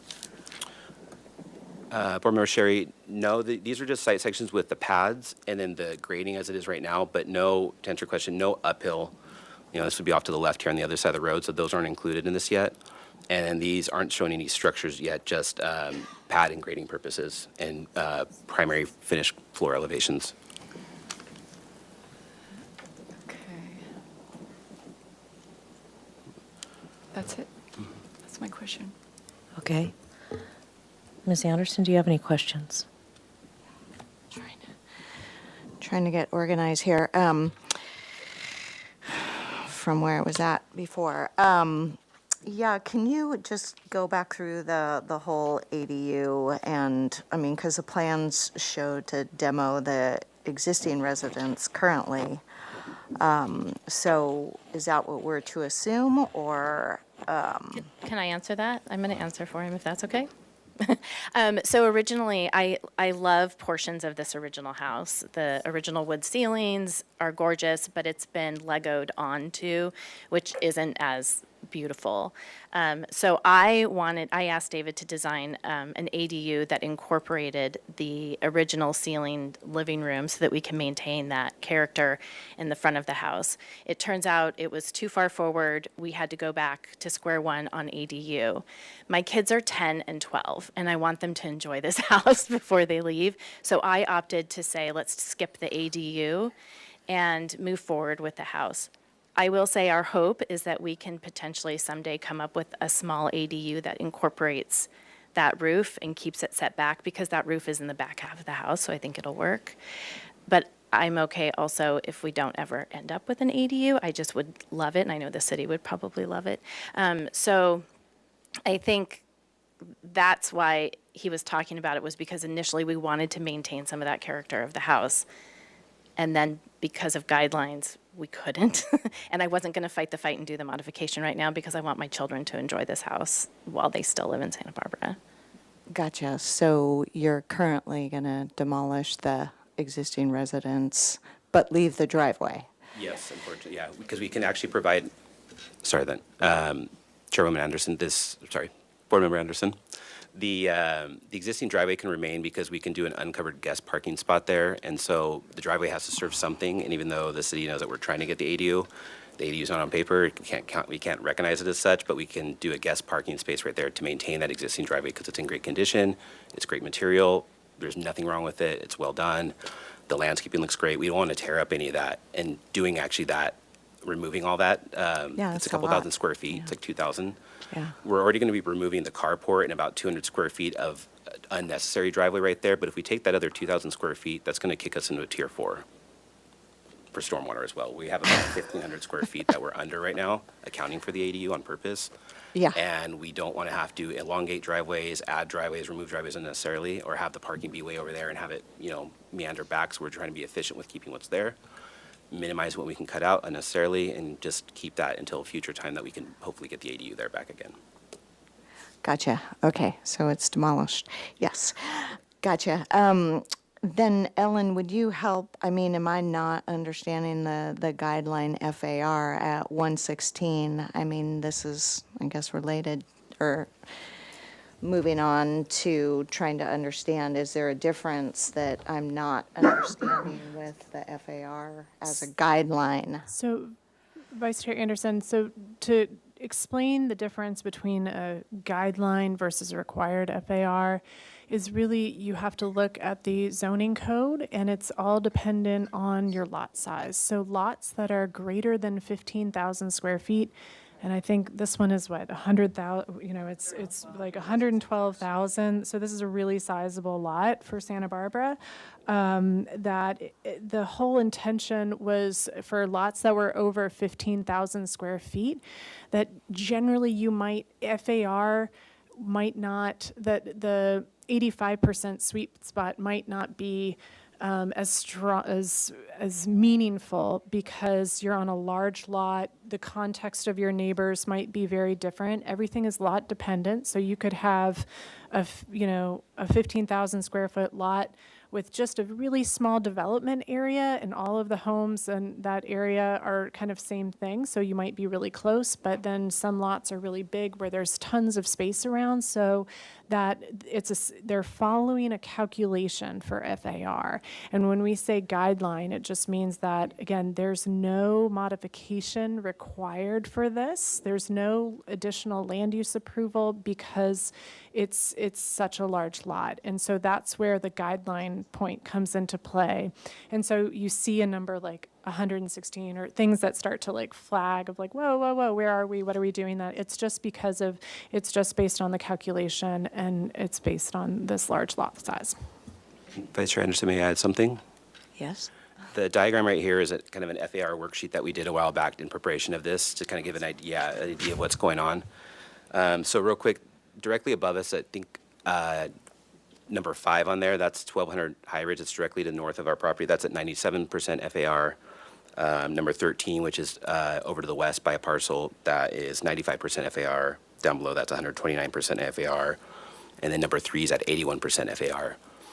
To the comments of someone else in the audience, there are several other ones, like 4, I think 11. Those are a little bit smaller than that, but there are several homes in there that are about the 100% FAR, more or less, for context. Yeah, I did an average of the surrounding home and came up with 65%. So just as knowledge for others Yeah. on that. And we'll have our property too is 2.7 acres, but no one else up there has that. It's a much bigger lot than I think anyone else has in that area. And we're going to Right. keep about a little over 2.5 or 2.10 or 2.1 acres of landscape still. Okay, thank you. Then I'm kind of got a bunch related to your grading, and it looks like you balanced the grading relatively, but initially was, wondering why you didn't push it further down site, but I believe I understand that. For me, it's easy to drive up there and see the existing home too, and then try to relate finished floor heights and ridge heights with what's there. So can you just go over again with the existing home, and this one's going to be lower by 6 feet, and I think you answered most of the questions there, but just to make sure I'm understanding a little bit better, because the hillside, minimize your grading. Yeah, there's 2 existing oak trees that are out there now, kind of in the middle of that property. They're kind of standing up by themselves. Right. The original intention of the project was actually to locate at least one of those oaks right here between the kitchen wing and the master wing to kind of have Cool. the house wrap. Well, it would have been great. They were still well though. They were bifurcated. This was a couple years ago. They were in really bad shape, and the arborist came out. He's like, these are going to die anyways. And then it rained, so they're green right now, but they're still splitting, so they're not ideal. So we decided those are 2 of the oaks that we were having to remove because they're never going to. They're kind of stunted. They're never going to grow great like some of the other ones are. But that canopy is about 16 or 17 feet high. So to give you reference, that top of those oaks right now is about how high our house is going to be. And then to give reference for the existing residence over here, that is about a 14-foot high structure.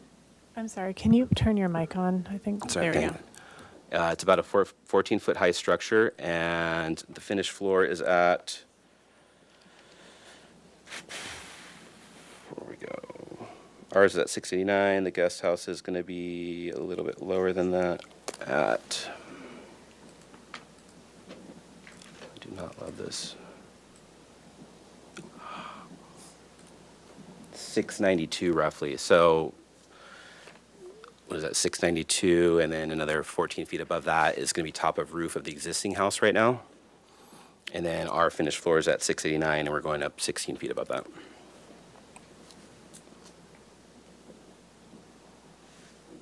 $705 versus $706. I'm doing the math right. And that was even, $705 for the proposed and $706 for existing. 16, yeah, that sounds about right. Okay, and you explained the street and the drive and the driveway, Yeah. and you're that much lower, the 6 foot lower, so, you're really not gonna see a whole lot of that garage with board form concrete. And we actually felt that was better than, again, doing the, keeping it higher, even though we get better views higher up on like the 690 marks, higher up in the property. You'd have a 9-foot, or step series of retaining walls on that south end, which I think looks like hell. And so we didn't want to do that because I think you would notice that a lot more down, driving the 101, you'll see that kind of home with these big system of tiered walls before you even get to a residence. And so we felt doing the grading and pulling it down that 6 feet was more important, even though it's more grading. Okay, thank you. I think you answered the oak tree question. And then, and the plate heights of your single story are 10-10 roughly, and then 16 or something like that, or they're varied? 10 for plates, ridge 16 is pretty consistent for most of those. Bedroom 1 wing, which is off the kids' wing, master suite wing, Kevin's office. The hallways are about 10-8, which are the smaller little sections between the main wings, the main 3 wings. And then you have a shed that goes up to about 16 feet off the living room. And I think about, again, 10 feet off that north end plate height that you see from the front. Okay, gotcha. I believe that's it for me. Neighborhood communication, but Leslie'd probably pick these up. So did you talk to your upper surrounding neighbors? And I'll speak a little, and then I'll have Kelly finish off that. But they have contacted me recently too, and I responded to everyone that's called. They've been very supportive. Somebody brought up the communication about the oak trees uphill being an eyesore for them. I remind them that their special trees are doing great for us. We love them for privacy purposes and just for nature. They're all doing great, and we don't have any need to remove those trees, and we wouldn't ideally want to do that voluntarily. But with the conversations that Kelly has had with them, especially with the pittosporums, we have trimmed those. They have trimmed those down, and anytime there's been communication about the project, she's been pretty responsive with that. But I'll let her fill in more than me. Do you want to add anything? Yeah. I think the oaks that our neighbors were talking about, I don't have a problem trimming those. When we bought the property, they were in really bad shape. We actually had to cut down other types of trees that were dying. And the arborist who came out said, I would just leave them and let them thrive before you do anything to them because they've been sort of butchered.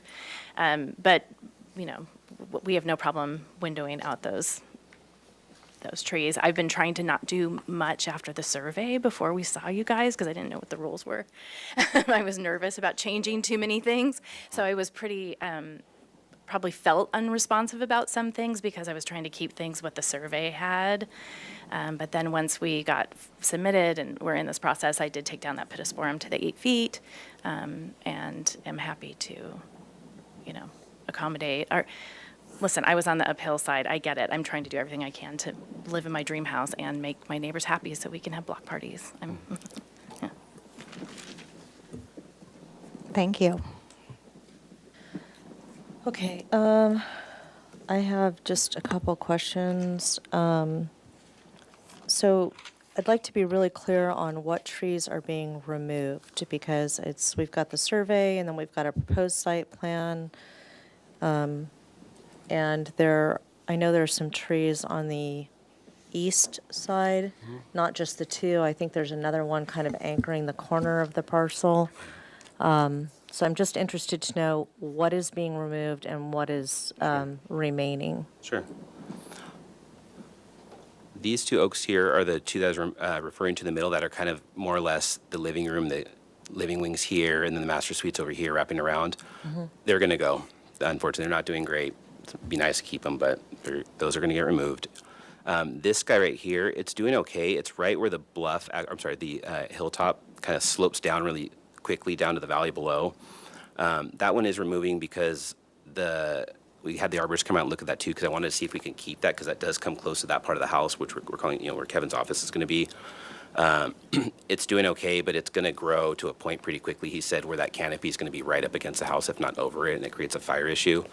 I don't love having to do that, but because it is close and because he's like, this will get bigger, I'd rather avoid it now and then stick with the other, couple dozen oaks that we have throughout the property and keep those and maintain them. Okay, and then what is the large tree that's on the upper right there or on the This north? guy? Yes. This is a really nice oak tree that's doing well. It's out of our scope. We're not doing anything with it, but it's there. And when you drive up to the property, it's kind of at the end. It's that big tall oak that's taller than all the rest of them at the end of the cul-de-sac. It's planted, but the canopy comes up pretty, good, and so that's that guy. There's one little baby lemon tree right there. This little guy's not doing too good, and because our driveway's shifting over a little bit, the apron comes like pretty much right up against it. That's just gonna get destroyed during construction anyways, and it's probably dying right now, or it looks like it's dying, so we are proposing to remove that guy. It doesn't have to go to street tree committee though, because it's less than 4 inches in diameter. Okay, and then there's one oak that's shown at the south corner of the parcel. This guy?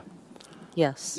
This is also a really nice mature oak tree. That's going to stay as well. It's down the embankment, which steeps pretty quickly down to the neighbors.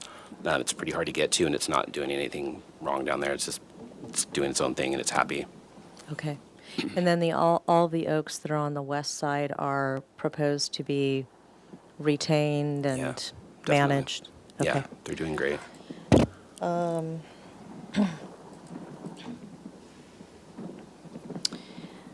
A question about, if we could look at the site plan again, specifically the driveway area.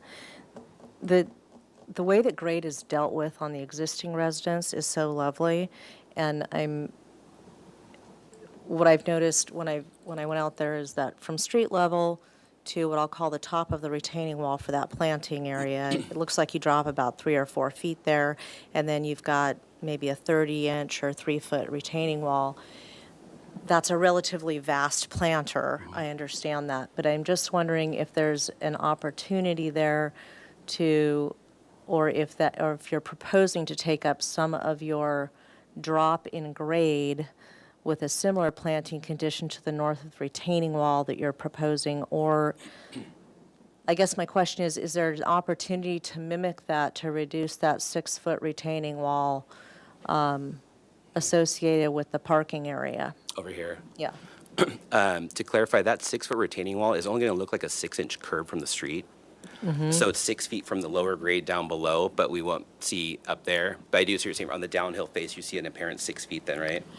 It could be mimicked. This is a green strip right here, and we're just keeping that open so we can do some planting up against that wall face. Okay. I do agree that when you come out, that is a wall you will see somehow. So between, I think, finishing it with like a plaster finish, that's a nice smooth plaster that ties in with the house, landscaping in front of that, it might be enough, and then we can do some kind of stone cap detail potentially that matches that travertine we're trying to introduce to the rest of the house. That would probably personally be as much as I'd want to do versus like a full sandstone wall and stuff like that. We're not trying to do that. Okay. Another option could be though, like we're doing in other areas on the south of the property and down in the lawn, is doing these step series of planters like we're doing right here, where you have a 4.5-foot or 5-foot retaining wall, and then we step it down that 30 inches so you get like a seat down below that versus an apparent 5-foot face that you could have. Okay. We do have it in other areas, but we haven't quite proposed that there in the driveway. Okay. Two questions related to finishes or style, and one question related to some of the supplementary materials. Why travertine? Answer this. Sure. I am completely burnt out on sandstone. I've lived here my whole life. I want something different, but still natural looking.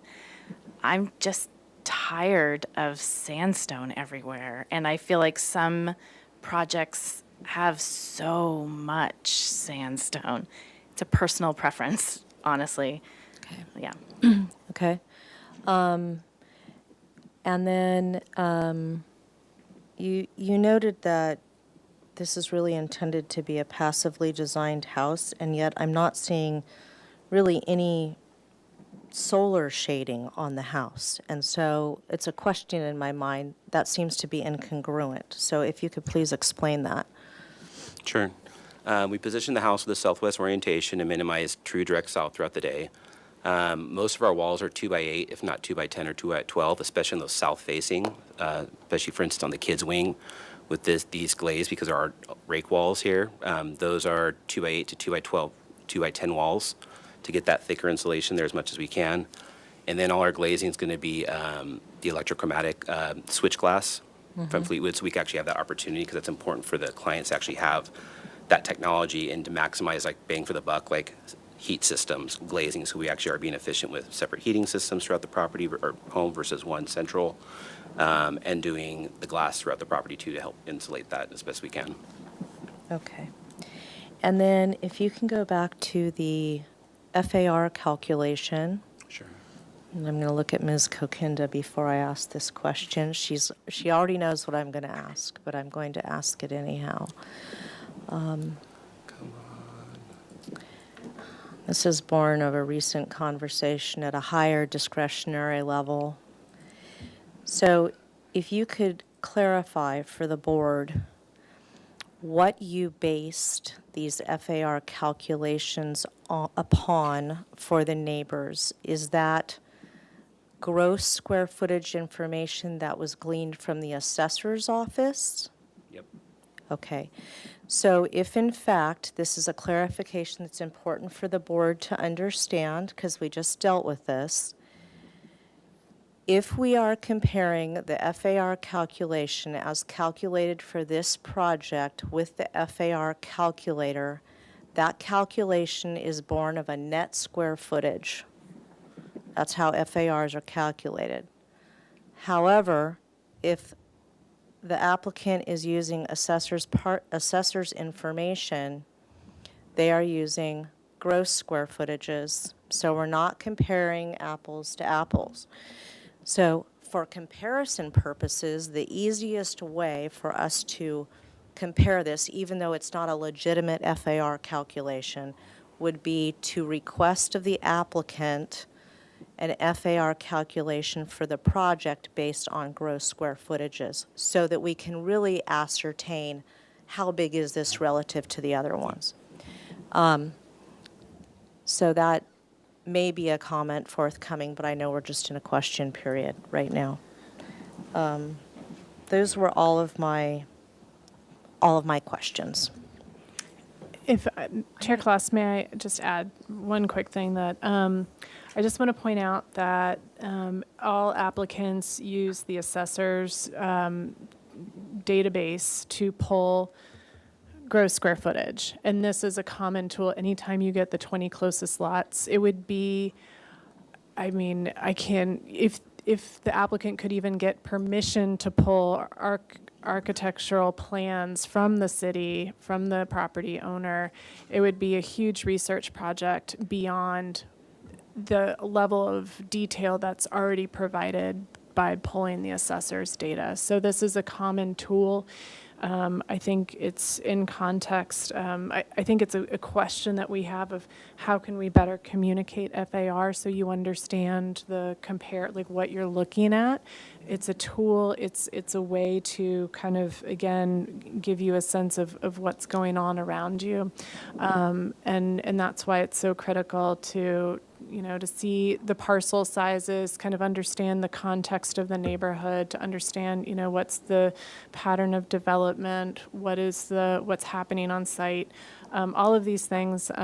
But yes, I do just want to point out that this is a common tool that I don't anticipate that portion of it changing, but I think that we will be opening up communications for better ways to help you understand it and use it as a reference guide, and we can look into that. Thank you very Chair much. Claus, I'm so sorry. I had one more question that Yes. came up over all this. Go ahead. David, can you turn to A901? I think it's the perspective, the rendering, upper A901, the upper left rendering, which is the view from the street. I'm just trying to understand something. On the upper left of that page. Yeah, and then the right-hand side of that, behind the bedroom wing, those two gables, just zoom in on that. That's the pool cabana. I was just wondering what it was. Like, it looked like it was in front of that. Yeah, I didn't understand it. Because from the back side, I was just looking at the two gables, so. That's behind our view of the elevations of the house, downhill from us. Can you turn on your mic, please? Yeah, downhill from us on our elevation views of the south elevation, adjacent to the west of the pool. Okay, thank you. Okay, so that's going to close the question period for the board, and so now we'll go to comments. And I'd like to remind everybody on the board, we're here for conceptual comments, okay? So we're talking site planning issues, size, bulk, and scale, very broad comments possibly about compatibility and context, and any supplementary pieces of information that we are allowed to request that board members may think that we need in order to make findings down the line. So those would include, I believe, story polls, additional site sections or additional information on site sections, silhouettes,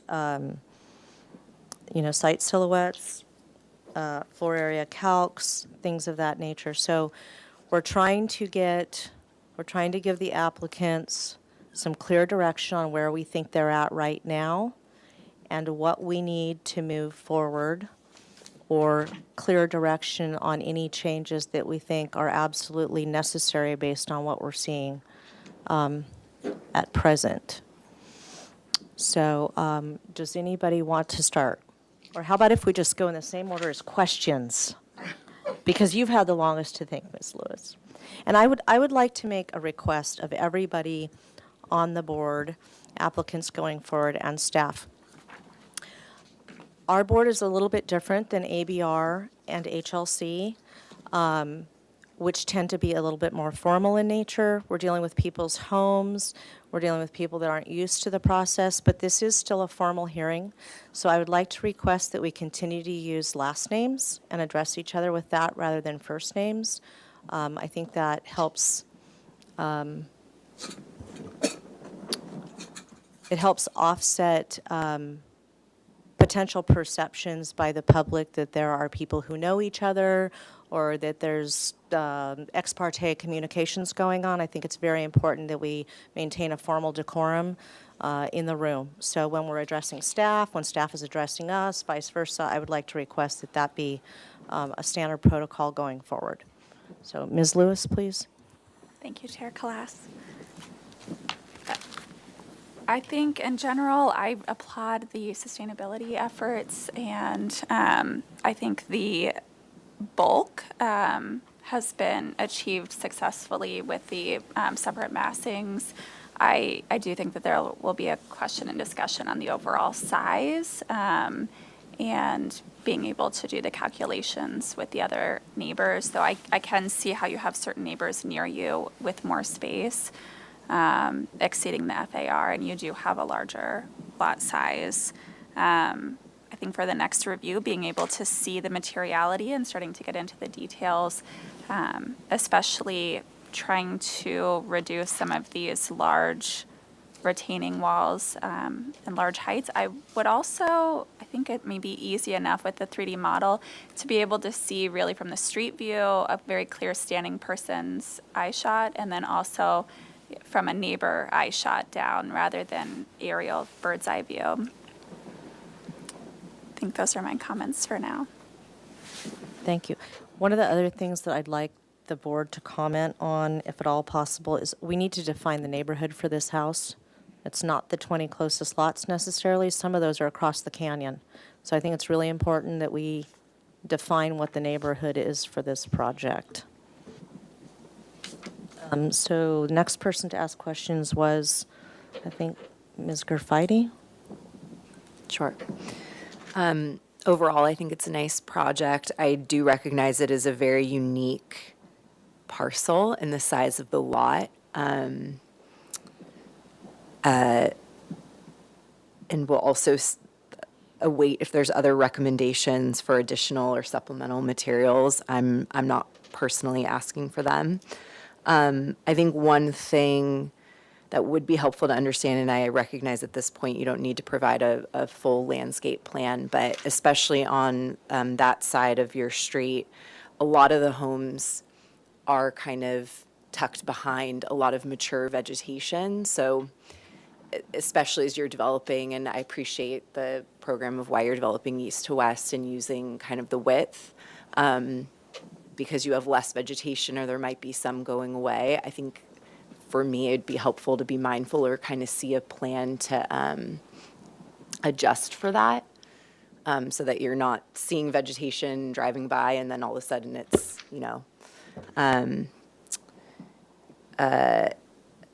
the other one is, I mean, I know this was brought up, if the location of the garage, or at least the garage doors, if there was, for me, maybe additional consideration to maybe even placing the doors on the interior side. I wouldn't require that, but I think it would be an option I'd recommend to consider versus where they are today.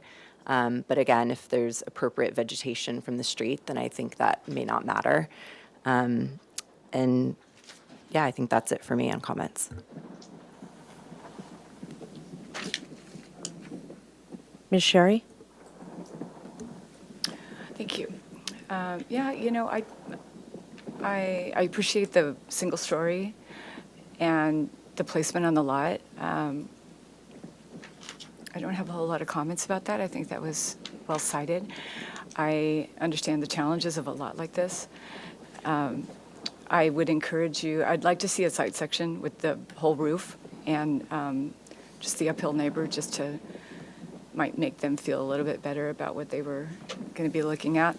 I encourage you to keep looking at the massing relative to the rooms, and it's not our purview to look at the experience within the rooms. But for instance, your kitchen has a flat ceiling, but it's that very high shed roof that extends all the way from the living room over. So there's like this secret room above the kitchen that is got a flat ceiling on it, and the kitchen has no light. So that's not our purview, like I said. But and also the bedroom behind the master bedroom is a very high vaulted space, and it's a very small square footage. So I would encourage you to look at window placement, making sure that all the rooms from a livability standpoint have views to courtyards, to gardens, to other spaces. And that's my comment. Okay. Ms. Anderson?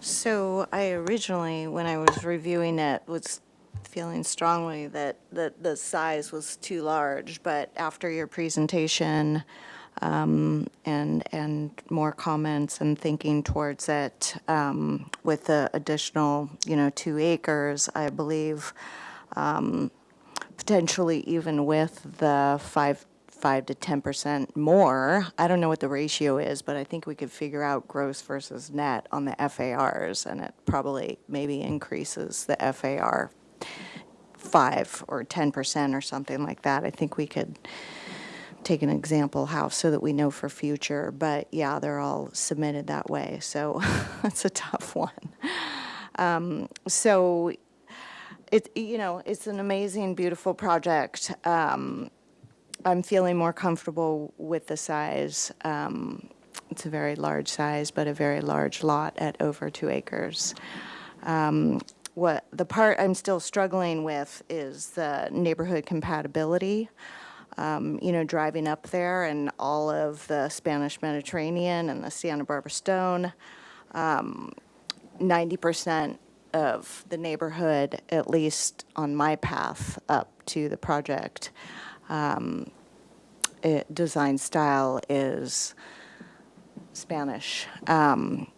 And yours sits down the hill, but I think hillside, and to me that's flat roofs tucked into the hillside, versus these sort of stark volumes and forms with very contrasted colors of the blacks and the whites. So blending into the hillside for me is something that I would love you to look at further, and style and the character of that Upper Riviera, and like other people have commented about the streetscape, and yeah, further back with the panoramic or how it fits into that neighborhood. I know those are difficult to generate, but a little bit more would be helpful to justify the neighborhood compatibility and maybe the size for some of us. And I believe grading is not an issue. I mean, you're balancing the cut and fill. So, yeah, those are my comments. Okay. Thank you, Ms. Anderson.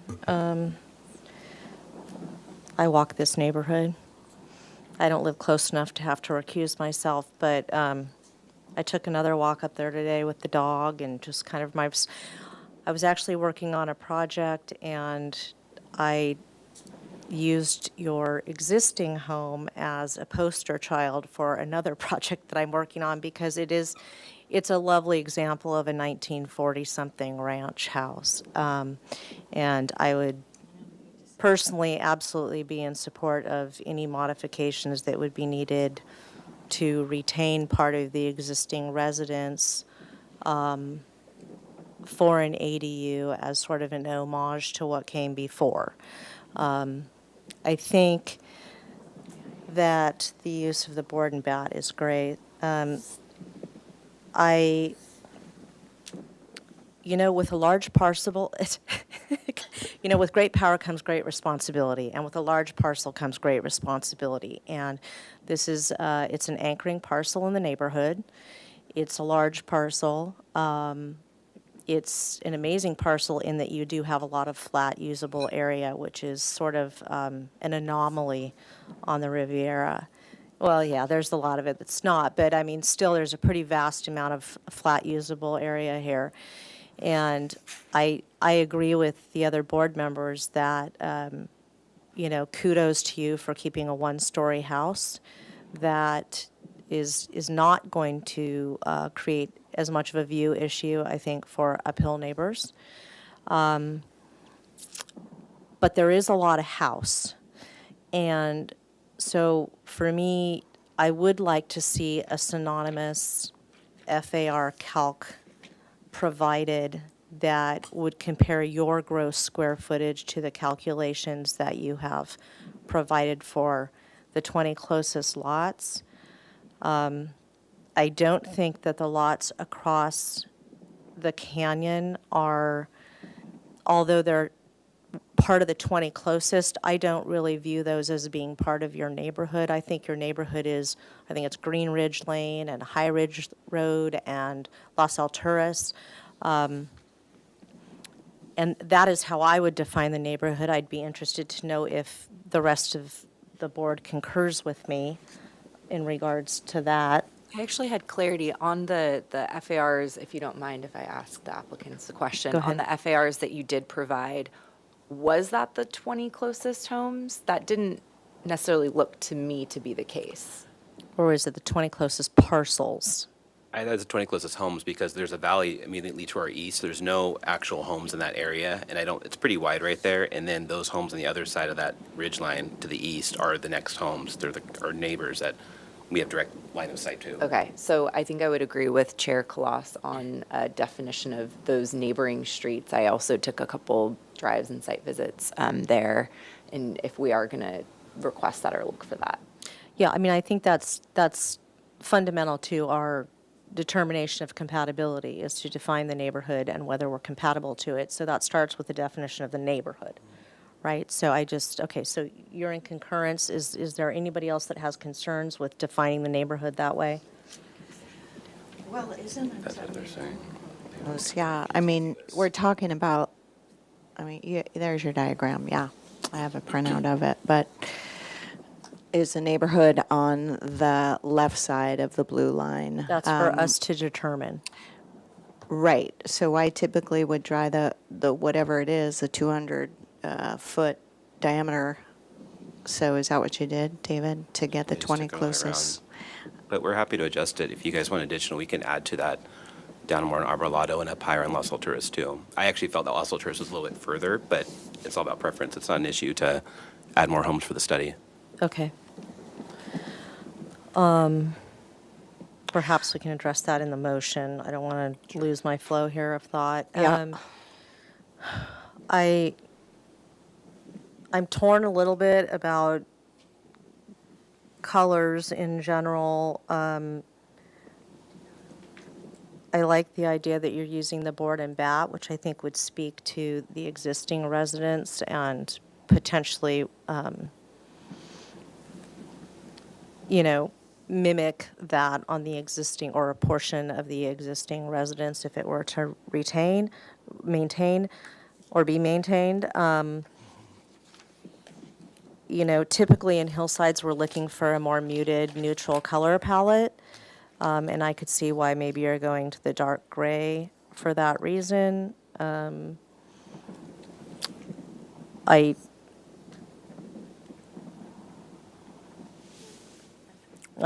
on the fence with that. We want to There's- go to warmer gray. I know it's harder with colors in the computer, but just for clarity too, we don't want to go with a dark gray look per se, where it's this black, modern-y like this home per se. The roofing here, that darker gray, I think works for a home like that, where it's a warm gray roofing, but this color is even darker than what we would want it to be up there. Yeah. And the plaster, of course, would be, Swiss coffee-ish, like that kind of, but So I guess I would just like to see some more study of a Sure. color scheme, and how that might relate to, if you are able to retain portion of the existing house versus, hillside guidelines. that's the goal. Can we look at do you have a roof plan? Yeah.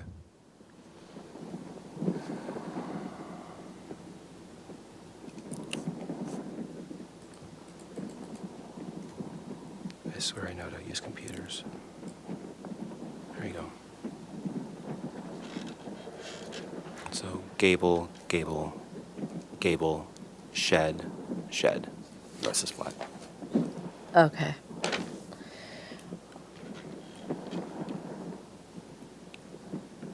I agree with Ms. Graffiti about the desire to have some landscape plans and for us to understand better the screening from the street, especially as it relates to the orientation of the garage doors. I think that's critical for the next meeting, as well as some site sections. I think the height is acceptable, and, frankly, it's a foot lower than the existing ridge line of the main house based on the calculations that we did today. I think it would be generous if you were to be able to have a conversation with your neighbors about the manner in which the oaks would be managed on the west side, and I think that I think you could probably find a reasonable place of compromise there. And I can appreciate what you're saying about not wanting to go in and go hard and cut those back before this effort, and I actually really appreciate that. A lot of times people will go in and not do that, so thank you. I think a landscape plan is going to be critical, just so that we can be assured that we're not seeing any retaining walls from below that are excessive. I personally would prefer to see sandstone. I know that's a personal preference. I just, in my mind, part of place is born of, the earth that we walk on, and I would anticipate with the amount of grading that you're going to be doing, you're going to have a significant amount of excess sandstone, and if you really want to approach this in a truly green way, that would make sense to utilize your existing resources on site from a vernacular standpoint. So those are my comments. Does anybody want to take a stab at a motion for this first round here? I think it's important that we address the neighborhood issue and any supplemental information that we think we're going to request. That could be story polls, site sections, silhouettes, the FAR comparison that we're talking about, neighborhood definition. Those are very important items for this round. I could do that. I could try to do it. I'm going to struggle when we get to that neighborhood definition, but I'll need some help. Okay, yeah, if you want to take a stab at it, and then we'll amend So- as needed. So I'll need help on that. The board appreciates, this would be where are we? We're in an indefinite continuance back to the full board for further conceptual review. With the motion being that the board appreciates the massing in general, the roof heights, and the one-story nature of the development and the siding. The applicant to return with a landscape plan. The applicant to return with site sections through the whole building, including the street and the neighbor to the north. Continue studying the colors and materials for the proposed development.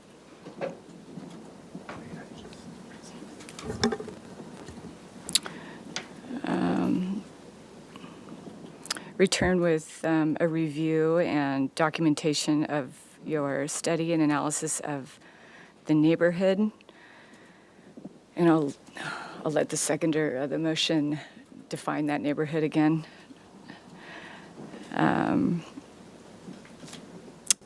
And I know I'm probably forgetting something, but that's a start. I'll second that, and I'd like to ask the maker of the motion if it's acceptable to amend the motion to include a request for a 3D model from viewer height from the street onto the property. That we would like to add that they continue their study of exterior colors, that they consider the reorientation of the garage doors. I'm not mandating that, but I'm asking that you consider that. And that we request that an FAR calculation be provided based on the gross square footage of the residence. And that we define the neighborhood as being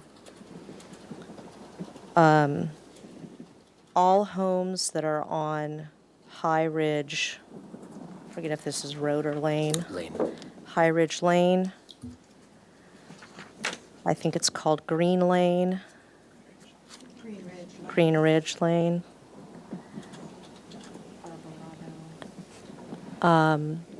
And I think it's Arbolado immediately above. Did you say Los Alturas too? I did not, but we can No. add that. Yeah, add that. And Los Alturas. I think we're going to need to define which area of Los On the front Alturas, side. though. On the front side, like to the ridge. I think Los Alturas ends up wrapping around the back, and does. so I think it's really just Arbolado there. Chair Kalas, if I may suggest, I can pull up a map of the That neighborhood would be if that would helpful be to see an helpful. aerial view of the property.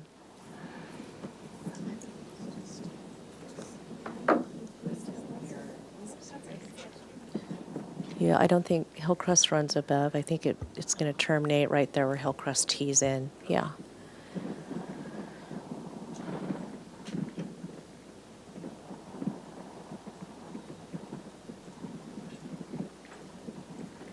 I might be able to pull it up faster on my phone. Yeah, I have it right here. Okay, there we go. Los Alturas, would parallel to High Ridge here, and then include Green Ridge. That would be this section.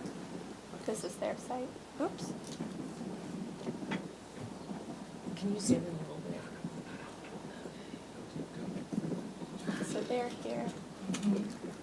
But to include these properties would be Los Alturas. So I'm thinking it's Mission Ridge here, Mm-hmm. High Ridge, and Green Ridge. Okay. I think it starts, yeah. In Arbolado.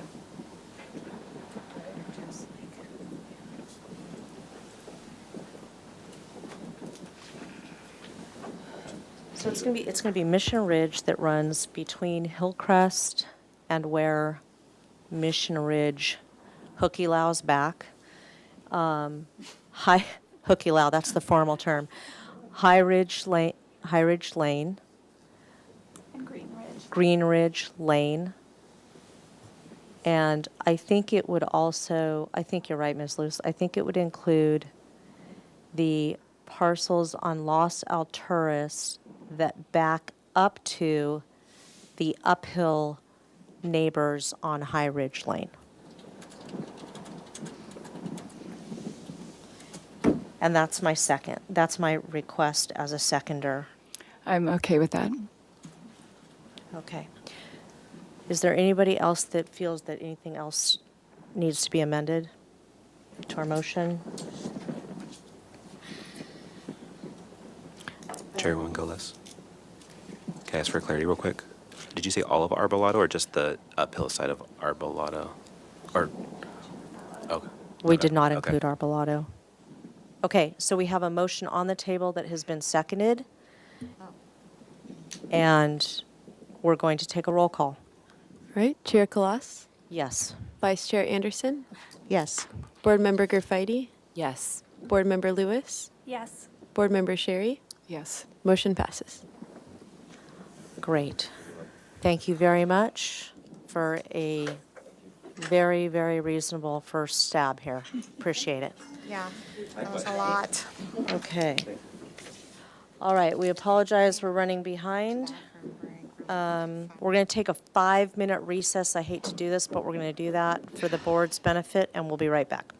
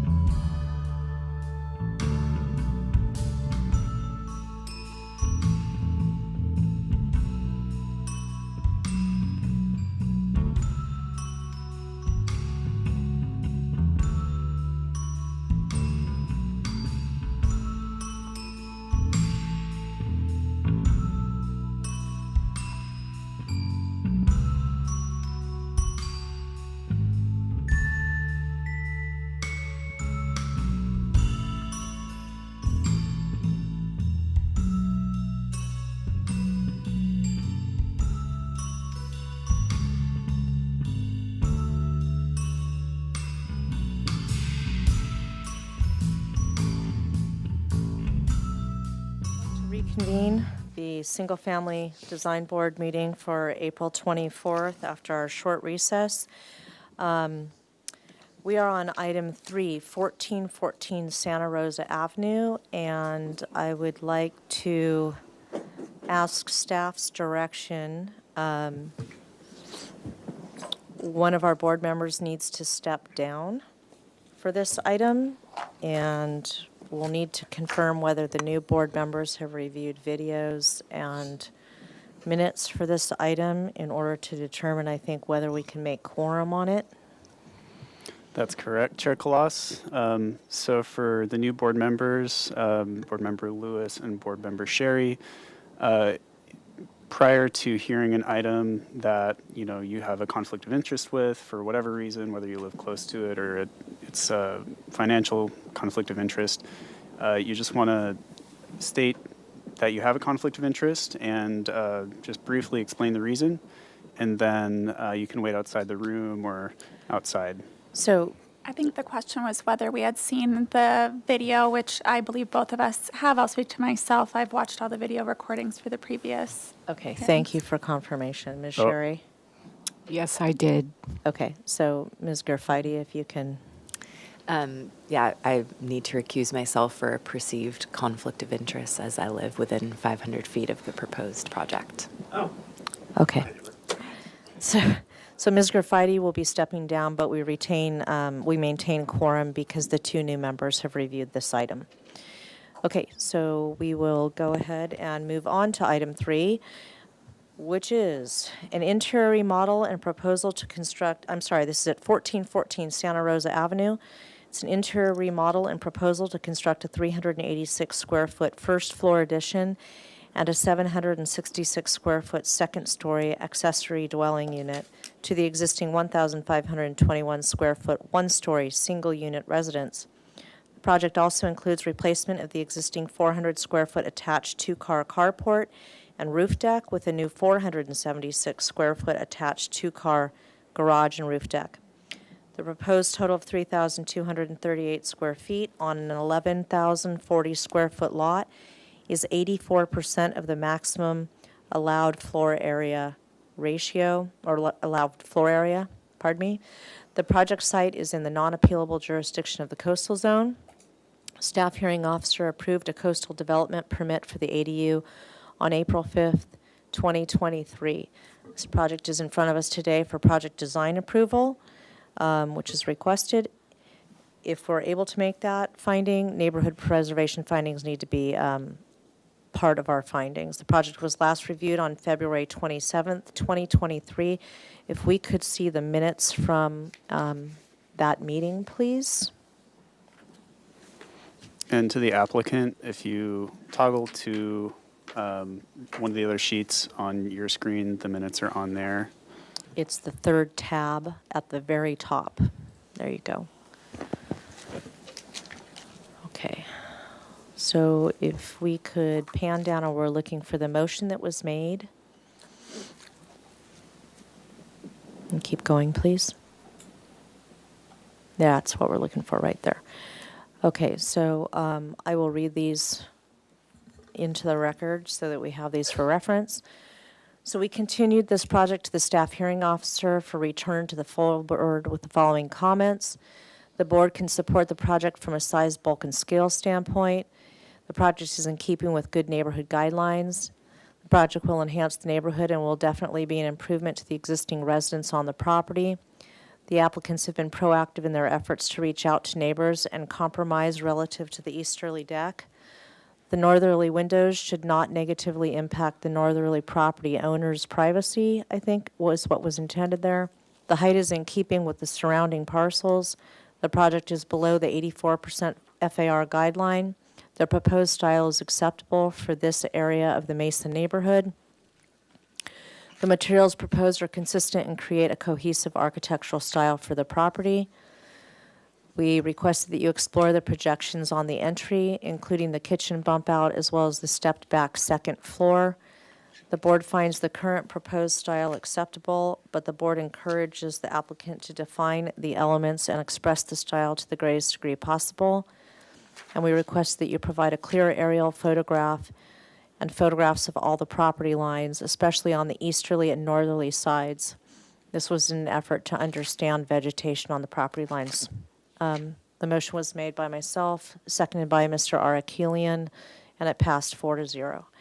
So if you can introduce yourselves for the record and walk us through your project specifically in terms of any changes that have been made since we last saw it and how you have addressed our comments. It looks like mostly items 9, 10, and 11 maybe would be what need to be addressed. That would be very helpful. You have 15 minutes to do that. And Chair Kalas, sorry, applicant to interrupt. I just have a couple of staff notes on this one. Okay, great, thank you. This is a project with a case planner, Tony Bauman. He's not able to be here at this hearing today. The only point he wanted me to mention, though, was that the board considered the location of the house on a flag lot in the center of the block with minimal public visibility.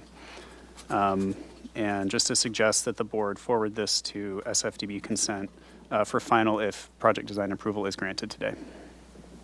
Thank you. I'm Derek Stadmiller. This is my dad, Todd Stadmiller. We're the owners here. So no major, no changes have been implemented since last came in. We did explore the projections on the entry. We made a concerted effort, actually, after I believe it was the first meeting, to define that by stepping out the lower level 18 inches, which I think is well defined, and in keeping with that, not being able to really, not being able to move it much. I gotta go back to this one, right?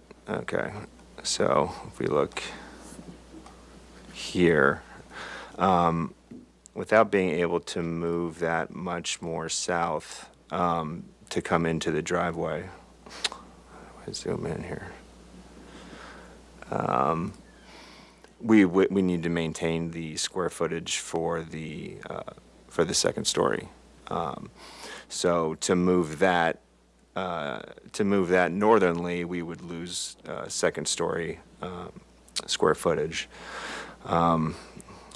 We felt like we defined and broke up the massing vertically, stepped the center of the windows as asked before, as much as possible, and then also reduce the deck. But as far as moving the first story out even more, that would just infringe on the very little bit of driveway that we do have there, because there are palm trees which are kind of preventing us from reducing that driveway even to make it more narrow. What else? Photographs of the property lines. So I think that's the fourth tab. Fourth tab. Yeah. Okay, gotcha. Okay, so we'll start in the lower right-hand corner here, which is approximately in this area right here in the driveway. Is it possible for you to, yeah, great, thank you. You beat me to it. Yeah, and then I have to grab it somehow. Okay, so this is standing at the edge of the, obviously way up the long flag lot, but now we're into right underneath the carport, looking in a southeasterly direction, rather. Multiple palm trees already, 2 there, and there's 5 of them total. Once you start to look somewhat south, more palm trees as you get towards the southwest corner, which is over here. And then as we kind of come around the house. So we're just to clarify, we're moving in a westernly clockwise direction correct, around yeah. the property, right? Yes, that is Okay, correct. thank you. Yeah. So more trees around the perimeter of various sizes, palms, which will all remain other than this kind of little short guy here. But all of the perimeter palms are staying.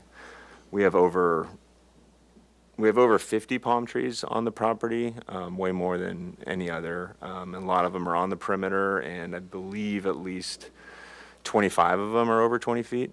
So when it comes to, blocking views and breaking up sight lines and things like that, A quick interjection, if I might. In number 4, you see that. Can you turn your microphone on, please? And and just number state your name for the record, please. Sure, Todd Stadmiller.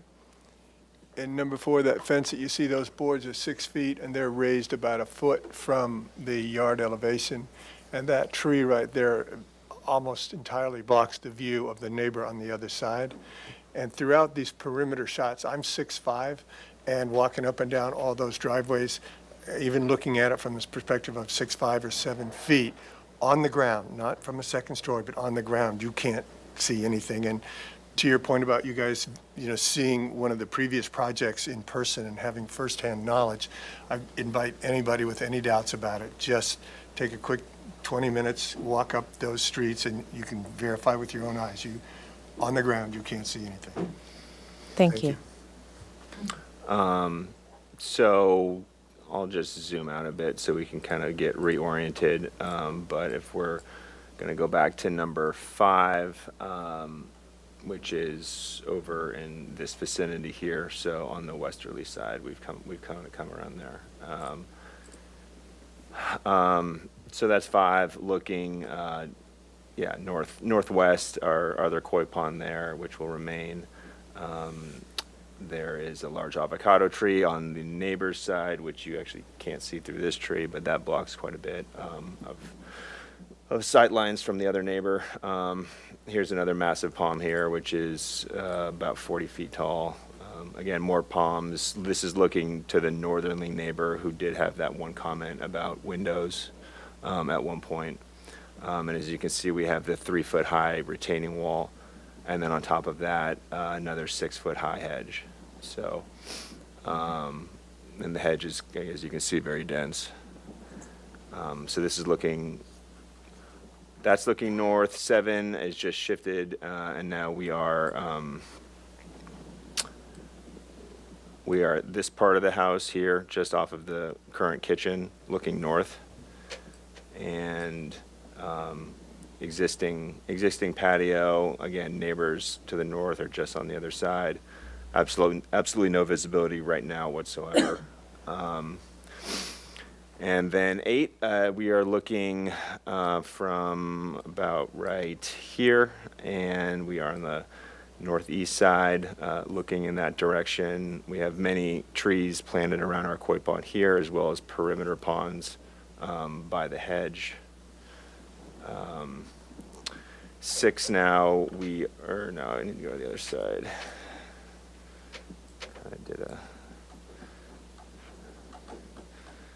Okay, 9 is, we have kind of come back on the southeast side, and another koi pond.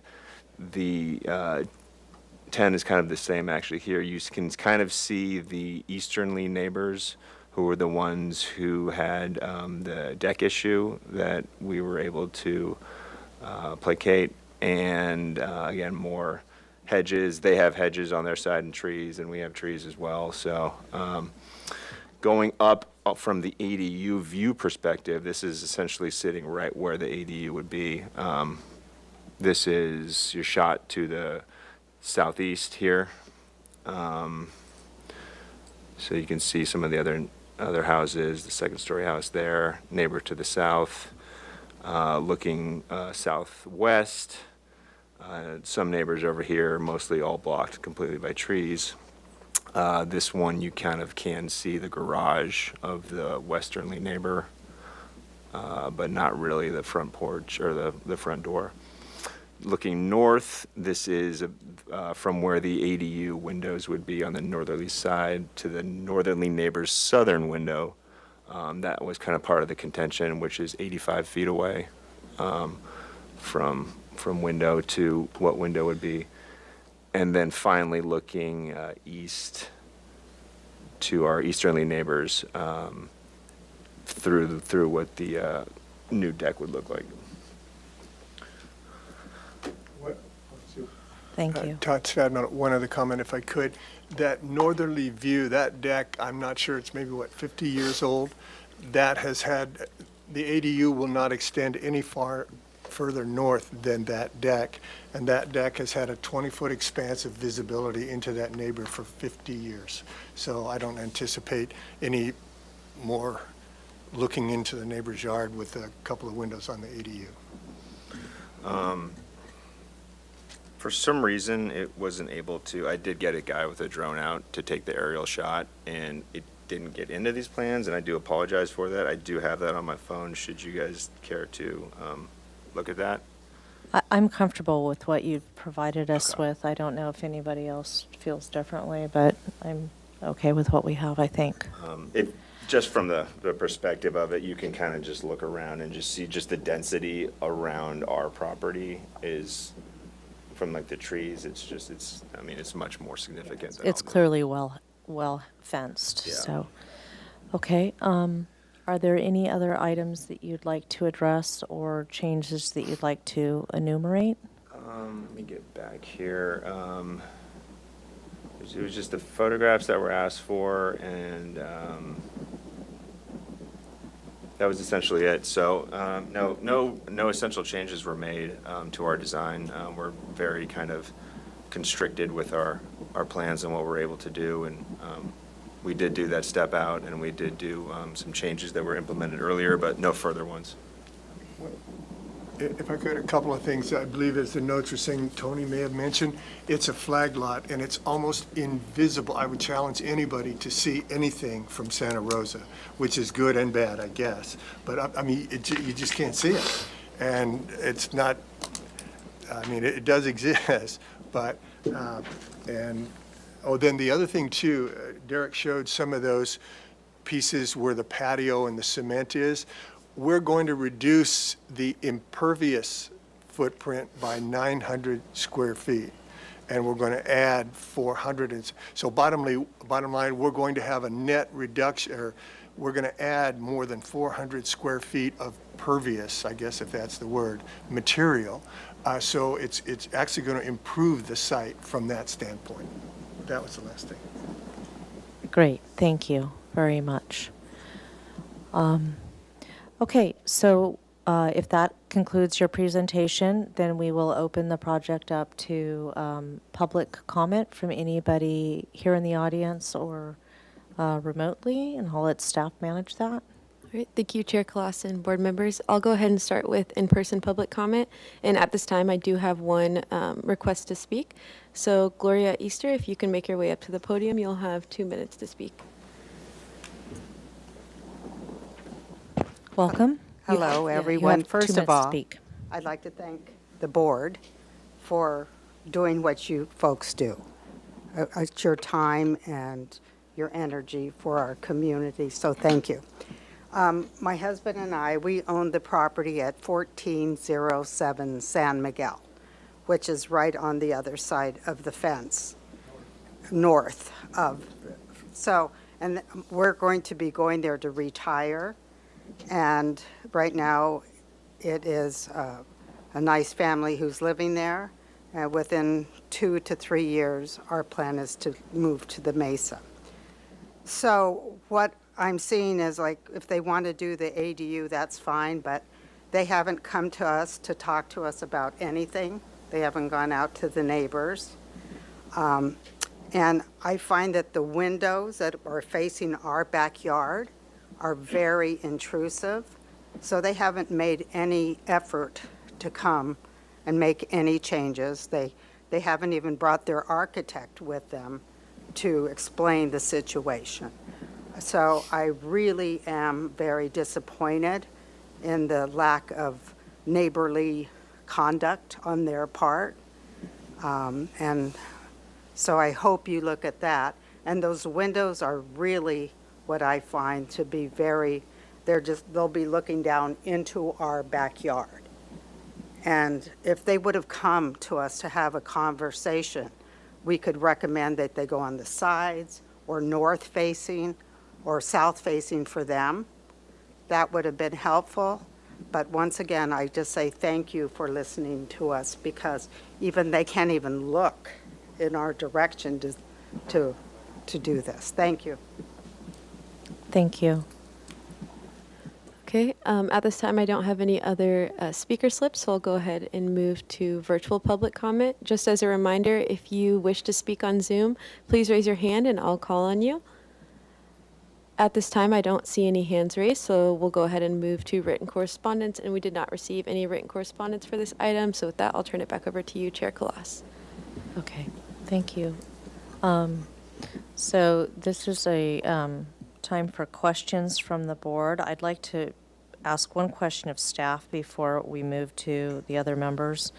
Can you clarify for those of us here in the room how notification occurs in terms of whether notifications are sent to owners or to residents of properties? Like in this case, we have a renter. So when people are noticed, is it just sent to the such and such number of parcels in proximity? Is it sent to the address on file for the owners of those residents through the assessor's office? How does noticing occur? Thank you, Chair Claus. The standard city procedure for noticing, and this is mailed noticing, is to basically draw a buffer zone of 300 feet around the subject property and mail a notice card to the owners of the properties in that 300-foot buffer, as well as those residences themselves. So if an owner is located, say, out of state, it'll go to them. It'll also go to the residents in that 300-foot buffer. And those notices occur at which stage gates? I'm assuming this would have been noticed at the staff hearing officer stage gate, but if you could just clarify that. That's correct. It would have been noticed, it would have been noticed for the first concept review, for the staff hearing officer hearing, as well as project design approval. Okay, thank you. So now I'll turn it over to the board for questions. Ms. Lewis, do you have any questions? Can you go back to the page that shows the views up on the second floor? And Board Member Lewis, if you could put the mic a little closer, please. Thank you. That'd be like almost on it. It's, like within just a couple of inches. That's okay. Can I get your assistance? Thank you. Okay. I know it kept going on and off, but we're on. Can you see the screen? Yes, I can Okay. see the screen now. So, okay. All right, I think that's helpful. And then was there, I guess, any review of the window placements or reasonings in your great room and bedroom of the ADU? Well, the main focus of the great room, of course, in the ADU is to the southerly view of the ocean. The main focus is not looking to the north, but yet we did not want a windowless wall there whatsoever. The windows will rarely be used, but they will let light in, which is what we're looking for, but they won't be viewed out of. But if you look at go back to the plans here. You can just see it from the concept. The south is what we're trying to capture here. So the northerly windows are what the neighbors that we just spoke are concerned about. But those will allow light in, but they don't provide a good or entertaining or any kind of interesting view whatsoever. It'll all be southern oriented. And to that point, the existing deck, which is at least 20 feet wide, has had an open, unobstructed view, exactly the same height, exactly the same direction. So if there ever were an interest to purvey or voyeur, or whatever, and that has not happened, so, yeah. Okay. Ms. Sherry, do you have any questions? No questions, thank you. Ms. Anderson? It's just answered. Can you show us the north exterior elevation of the ADU, just so we can see the neighbors' concern if those are full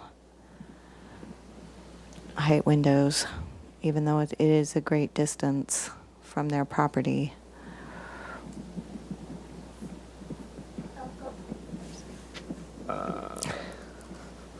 So you want this? Yep.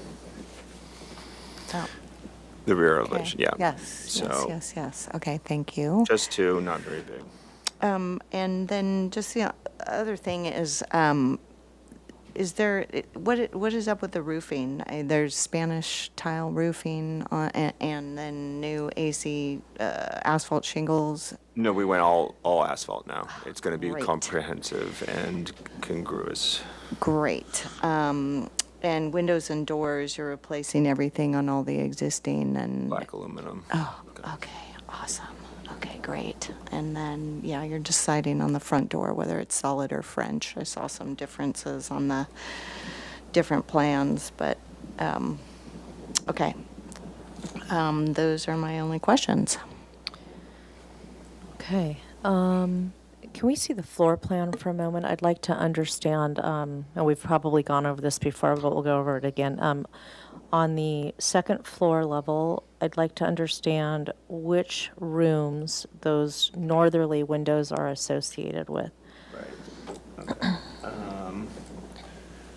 So we have the bedroom, and then we have the great room.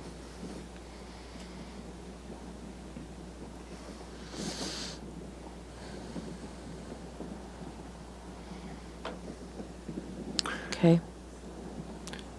This is going to be the kind of the accordion pano door here, along with a large window here. The whole orientation is toward the south. Right. So I'm just going to ask a question, and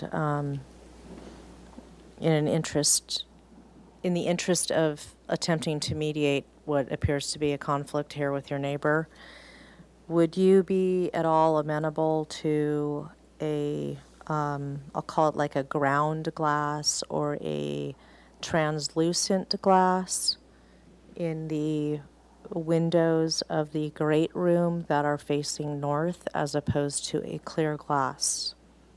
This is a question. I'm not directing anything. I'm asking you a question. I'll defer to you. It's your ADU.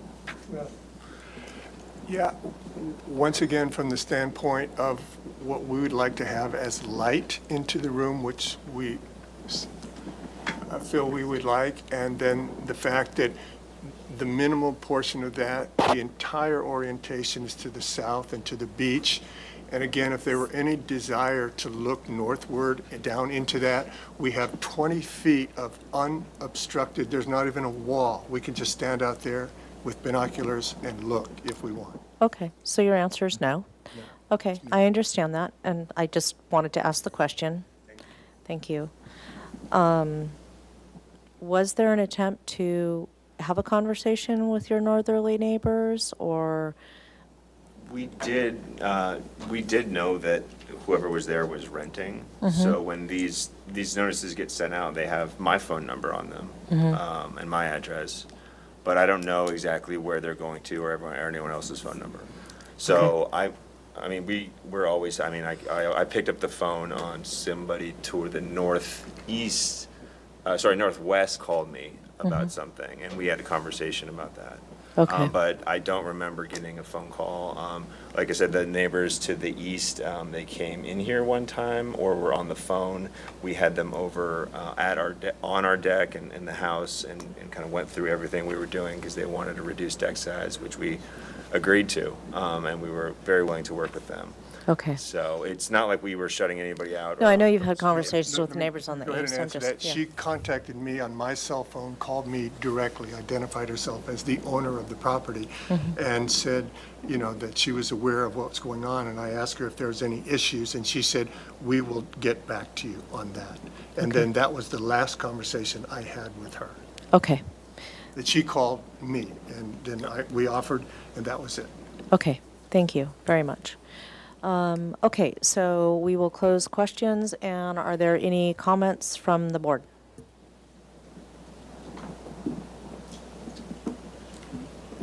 I have one comment. It's a multi-part one comment that it's always hard to do a second story when your neighbors are around you. And then you always look for ways to make it as palpable as possible for the neighbors. And but I'm okay with the placement and the sizes of the windows as designed for a lot of reasons. I always look at what can you do, which is why Chair Kalas mentioned, you know, asking questions like that. But the reason I am okay with it is because one of the high hedge on the north property line. The two, it's softened by the massing is softened by the one-story roof that's in front of it, and the windows are diminutive in nature and size.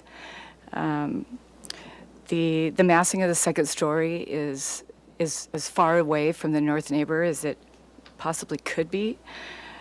And the need for cross ventilation in a room like this, and also just views and not having a blank wall. I don't think that does anything for the architecture, especially from the backyard.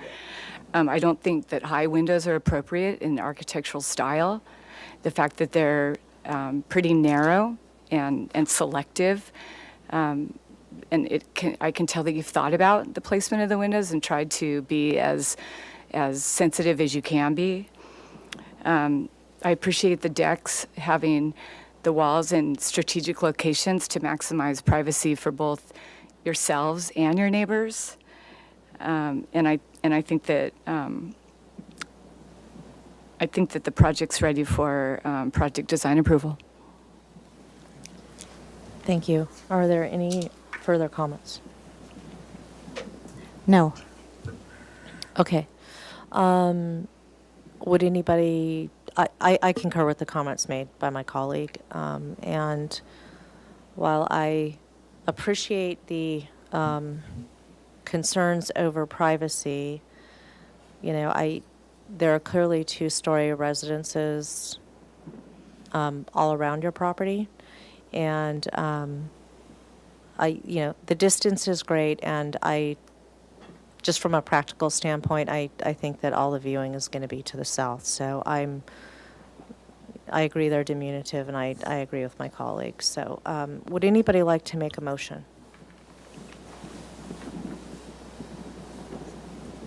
I can make a motion to approve this project for project design approval. And then we go through our neighborhood preservation findings. That the project proposed is consistent in appearance with other remodeled projects in the Mesa area.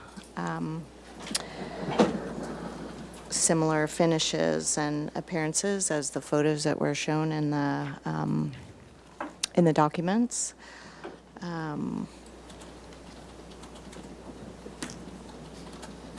And the fact that the project is on a flag lot and not visible from the street or Santa Rosa, correct? Road. So compatibility is not a huge issue on the project. So yes, it is compatible, size, bulk, and scale with the neighborhood. Quality architectural materials are used. It'll be a nice improvement to the house, and thank you for including redoing all of the roof material and windows and doors. That's huge for consistency. I think you'll be a lot happier with not having old and new. And you guys please add on and amend the motion. Trees, we're keeping all the existing landscaping, so have not been modified on site. Public health and safety are protected, and the client owners here have done the best that they can to meet the neighbors' concerns, as well as juggle their own priorities. So they are, the project does meet and comply with privacy, landscaping, noise, and being the good neighbor guidelines. The existing deck and garage are in the same location, been there for 50 years. Yes, and the northern windows have many reasons to justify that those are still in line with being a good neighbor. The high hedge, the distance from that northern property,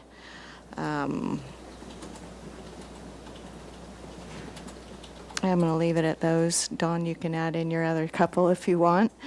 And no public views have been, or they have been preserved on the project. Okay. So we have a motion on the table for project design approval. Is that to be returning to the full board or consent calendar for final? Oh, thank you. I would say full board. I would like to see the documents amended to actually reflect, you said that you were going to, have all the roofing the same, all the windows and doors the same. So if you could modify the drawings to reflect that for us.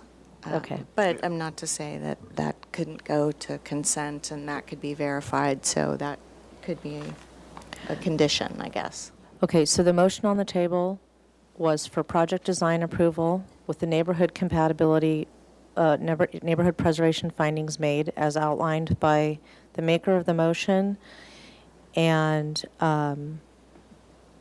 would anybody like to second that and or propose any amendments to the motion? I'll second. I would like to propose that, I would like to know if it's acceptable to the maker of the motion and the seconder that we revise the motion for this to return to consent calendar. Yes. Yes. Okay, we have a motion on the table. If we can please take roll call. All right, I'll proceed with roll call. Chair Kalas, Yes. Vice Chair Anderson, Yes. Board Member Graffitti. Oh, sorry. Board Member Lewis, Yes. Board Member Sherry. Yes. Motion passes. Congratulations, you have a project. Thank you all. Yep. There is a 10-day appeal period associated with today's decision. So I believe that once our minutes are ratified, that kicks in the 10-day appeal period. So just be aware of that. Okay. Okay, thank you. Thank you very much.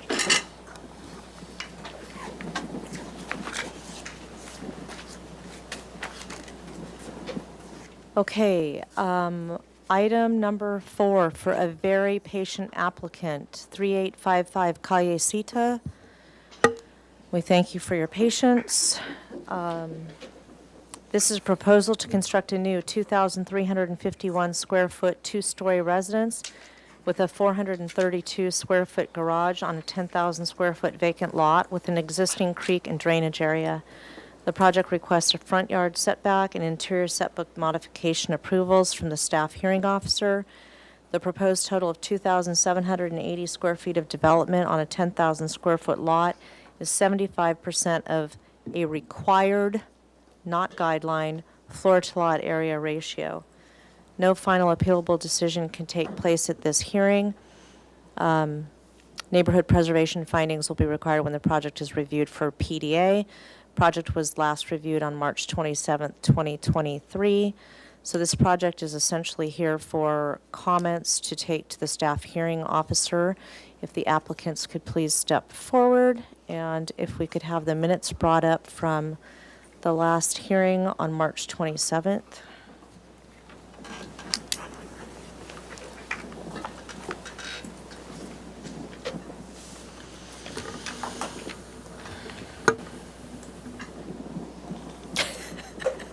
I was trying to lean back earlier and I had the same problem. I've got to figure out how the seats work. Okay, so if you would please introduce yourself for the record, that would be appreciated. I'm John Mullen, agent for the applicant. Roland Fournier, Fournier Design Studio. Martha DeGasis, Arcadia Studio, landscape architect. Okay, great. So if we can run through the minutes, perhaps staff could pan down so that we could see the And to the applicant, the minutes are right there on the screen. If you could just scroll down, please. So if you can just scroll down to the action made and walk us through your current proposal. I think you just passed it. Yeah, right there. So, okay, so we were asking that you provide an FAR study of the 20 closest homes. And staff would confirm that the project falls under the 75% and that the porch is excluded. And the board was asking to see further studies on the west elevation. Specifically, we were asking that perhaps the second floor plate be brought down from 9 feet and the massing be broken up on the west elevation. And I think we were requesting that a softer palette or a more neutral palette be considered. So if you could tell us how you've addressed those, that would be great. Great. Well, thank you very much. We'll just take those one by one, but let's start on page 7 of the plans if you want to scroll. So this is the FAR study. We used the calculator and All made the way use to the of right. It's the tab on the right. the assessor parcel map. And we also, if we can look at the charts that we developed.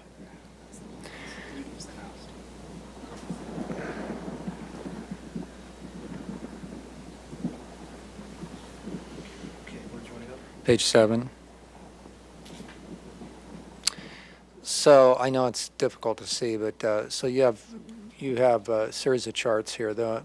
On the left is, I'll get to the left in a second, but on the right is the assessor parcel map calculation.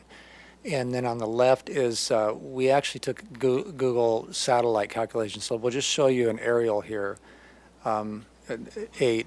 So this is,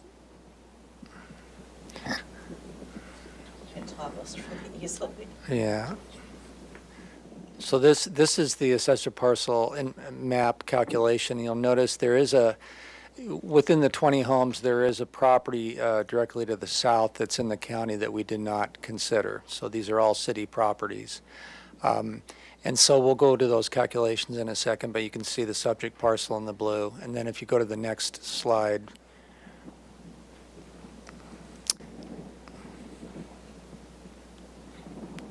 the satellite, if you can go to that slide, that'd be great.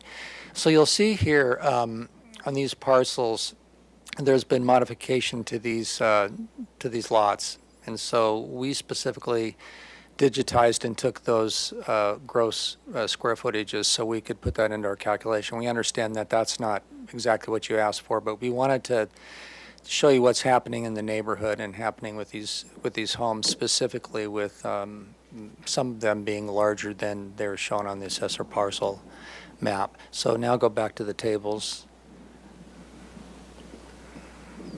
And then Roland, why don't you walk them through the tables. So on the right-hand side is the calculator that the city has in their note, and basically from that, the diagram before showed the 20 closest lots in a circumference around the home, and inputted from the assessor's map the parcels surrounding our site, and within that, there was some discrepancy in terms of some of them didn't have garage on the assessor's map. Obviously, they had a garage. Actually, one of them didn't have a garage. It was filled in with something, but anyway. So that's what this represents here in terms of the FAR calculations. And our proposal here is the fourth from the largest, and based off of the assessor's parcel numbers. And then the bottom half of the calculator shows the gross, or the square footage for the lot. And as you mentioned in the previous hearing, it's a little discrepant in that we use net for our calculation, but this calculator asks for gross. So I mean, that's just sort of two different ways of measuring it. So nevertheless, our project is second largest house in this 20 lot neighborhood.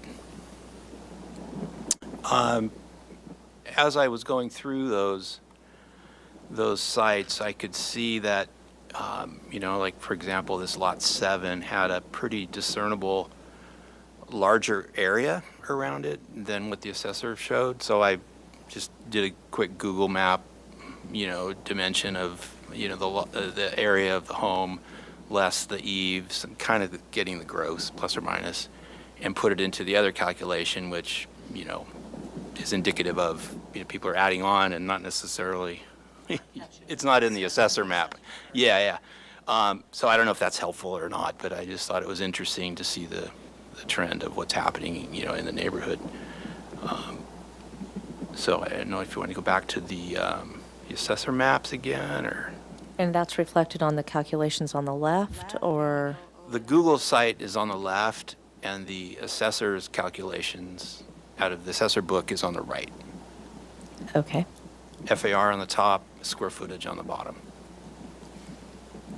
Okay. And the FAR on the top for your parcel is calculated at net, Correct.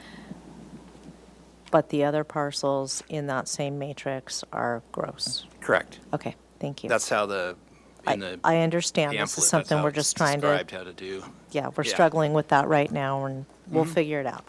Okay, thank you. And would you like us to open up for questions on the FAR, or to go through everything first? No, please continue. Okay. Continue. I just wanted to be clear on that point before we moved on. Thank you. Okay, let's go to page 5. And so you'd also asked us to look at the west elevation and the massing in the west elevation. So we're going to show you what we originally did on the west side, and then the modification that we made to address your concern. So this is the west side elevation here. Existing. Or proposed here. existing. That was your original proposal? The original Okay, proposal, right, yeah, I okay. just put it in there for comparative. And then And then page 6. here's the new proposal for that west side. And in addition to, you know, removing some area at the second floor to get this indent into the building, because we didn't want to encroach and project any further, so we decided to remove some mass and some bulk.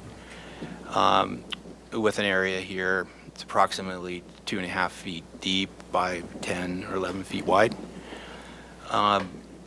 We also will be incorporating this fence line that will attach to the existing grade, 6 foot from our side of the grade. The existing grade is, of course, the pink line from before, so we'll be having some retaining to get a pathway up to this door into the garage.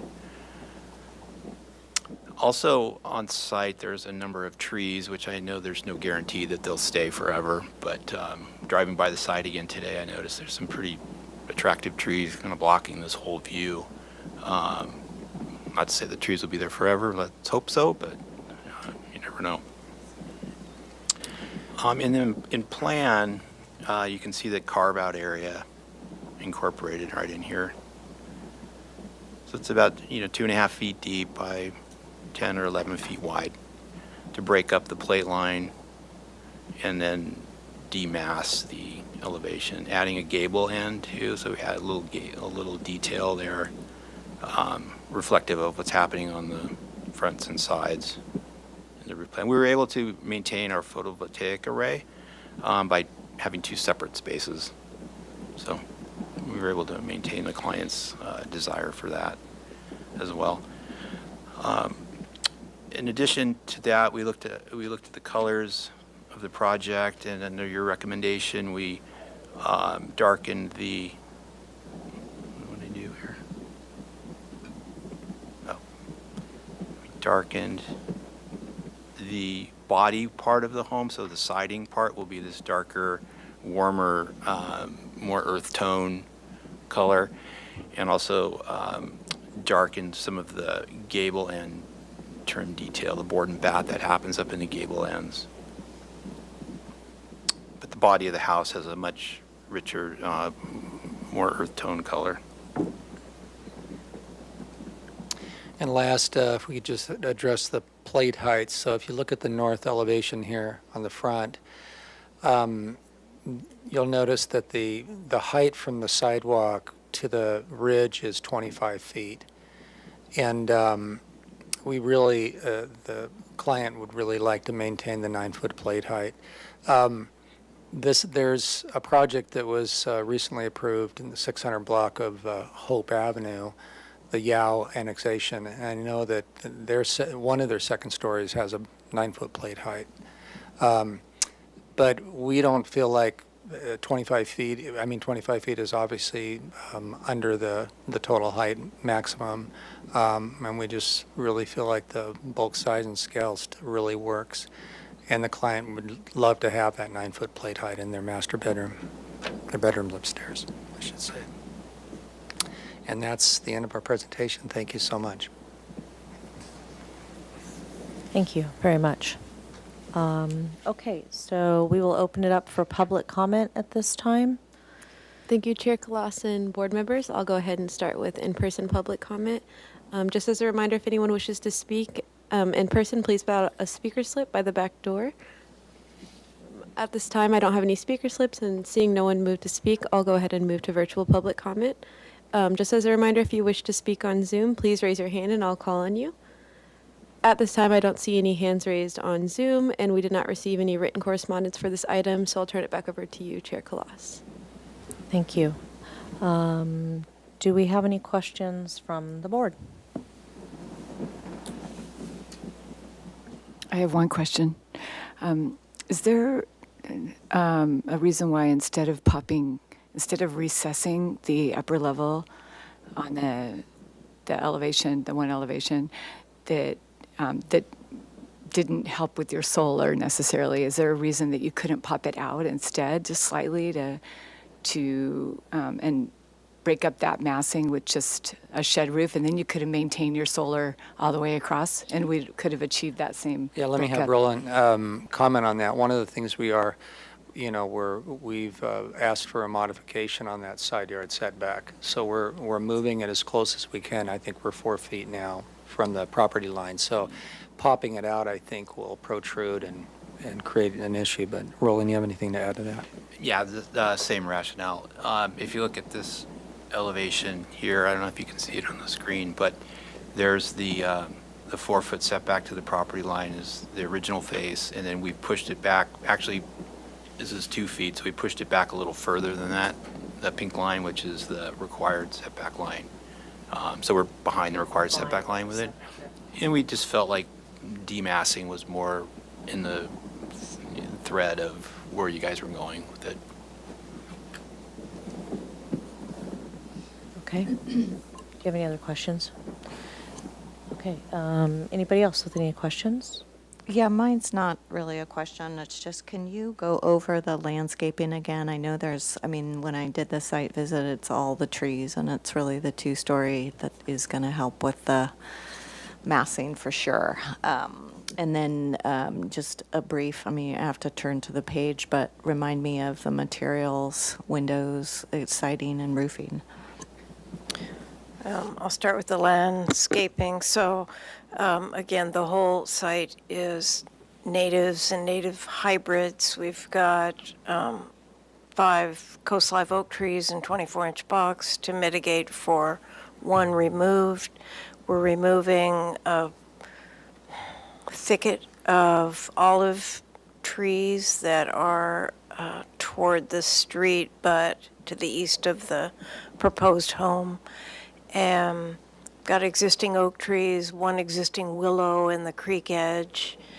And so on the little landscape plan that's up on the screen, you can see the sort of fluffy, bright green shapes are the proposed mitigation oaks. Along that west facade that was... Yeah, are there, sorry to cut in, but aren't there, is that beyond your property? There's oaks on the west side. Yeah, okay. So the west being the elevation that we were discussing. So we did have a revised, but I don't think it made it in there, but I've added hedging all the way across there up to that garage door, pedestrian door, so that's going to help, I think, soften that edge as well. You know, a little bioretention area that's native grasses and so on. So, yeah, pretty low key.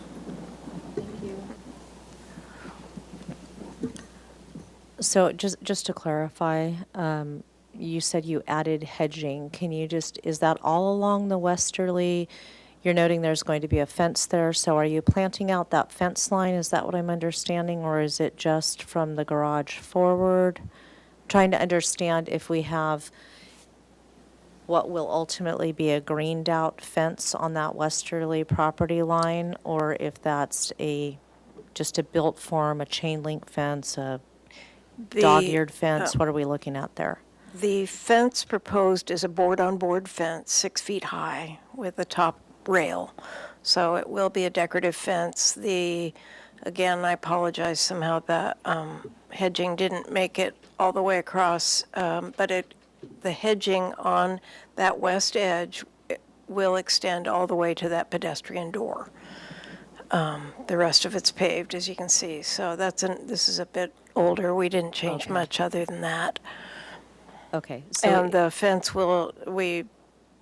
since the fence is on the property line, we don't propose putting vines on the west side of the fence or anything like that. Okay.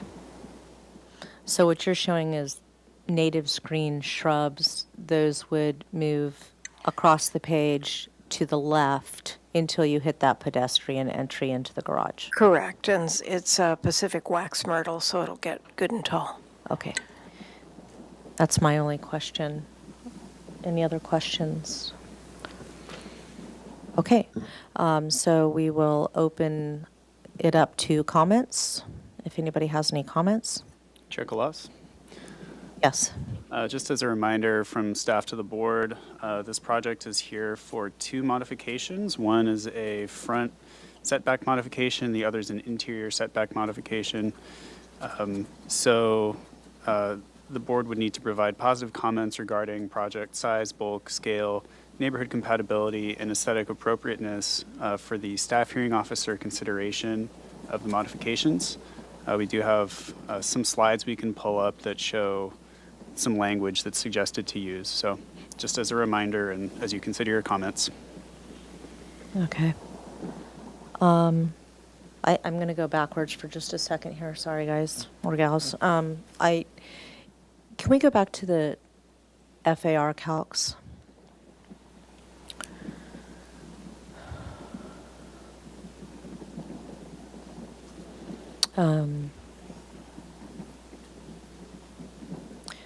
So if we're looking at the left-hand side, when you did that calculation, so you're showing I'm trying to read it, it's very small and my eyes are getting old. You're showing 2,783 square feet for the proposed project. That is your net number?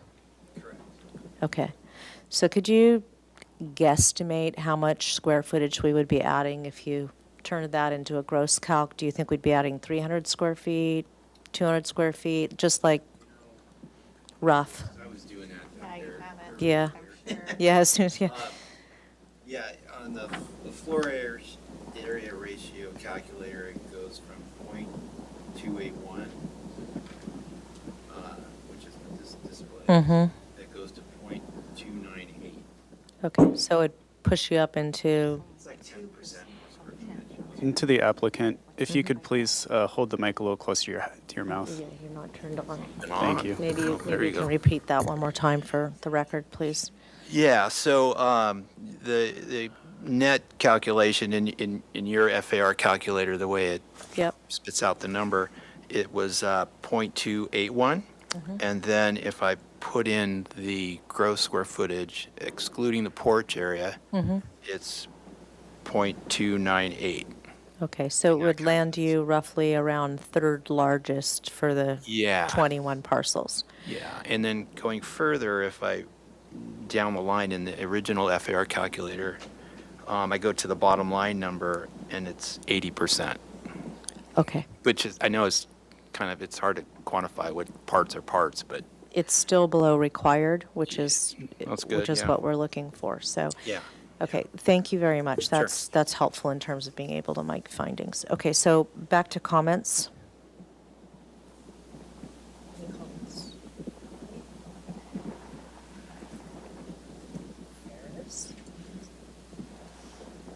I'm happy. No one can go. But, yeah. No, go ahead, Mr. I mean, I'll keep it brief. I really appreciate all the adjustments on the project in terms of FAR in and of itself, and also compared to the homes around. I do find it compatible in size, bulk, and scale. I know it is one of the larger in FAR and square footage, but there are a lot of similar around that range. And I do think the way that you've designed the home, it is compatible from my perspective. I also appreciate the adjustment on the second floor to kind of break up that massing. I know I said it before, but also really appreciate the native landscaping. And I think it will really help to kind of build on the meadow effect that you have already. And overall, I know we're at concept, so this is just comments, but I am in support of this project. Great, thank you, Ms. Carafidi. Anybody else? I think given the landscaping and site restrictions, I am on board with the setback modifications and think that you've done a nice job maintaining the rest of the landscape on the other sides, and you've got enough room on the other lot next to you. Those are my comments. Anybody else? No. Okay, I concur with my colleagues. I think that you have a challenging parcel due to, the vegetation and sort of the waterway that runs through it, and I can understand how it's frankly forced you into two-story condition. And I think you have addressed our comments, which is very much appreciated. I think the screening is important on the west side, and I'd like to see that there be some sort of project condition that be maintained.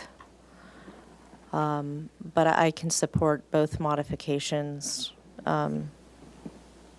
given where you're at in terms of, I think you are within range, I think, of the neighborhood sizes of homes, and you have greater constraints. And so I think it makes sense, and I think, for both those reasons that the modification is supportable. So would anybody like to make, it's always kind of funny, we are not making an actionable motion, but we're making a motion to continue this to the staff hearing officer with comments. Does anybody want to make a motion? I will make a motion. We would like to continue this project to the staff hearing officer with positive comments. We appreciate that the applicant has responded to our direction and has provided increased undulation on the westerly facade. We are able to support the front yard and side yard setback modifications being requested based upon the constraints of the parcel, as well as the supplementary information that has been provided by the applicant that illustrates that the proposed project is within range of size and FARs for the closest neighboring parcels.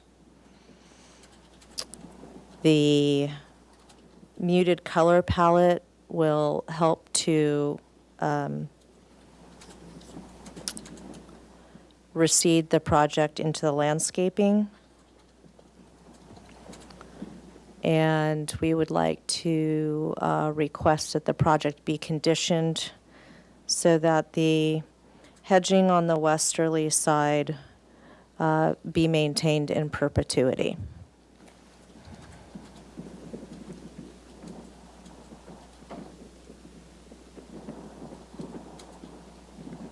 I think we do have to take a roll call. It's always kind of bizarre because it's sort of a motion, but not really. But so do we have a seconder? I'll second. Okay, so if we could please take roll call. Chair Kloss, Yes. Vice Chair Anderson, Yes. Board Member Graffitti, Yes. Board Member Lewis, Yes. Board Member Sherry. Yes. Motion passes. Thank you very much. Thank you very much. Thank you for the Appreciate it. additional information. I have a question for staff.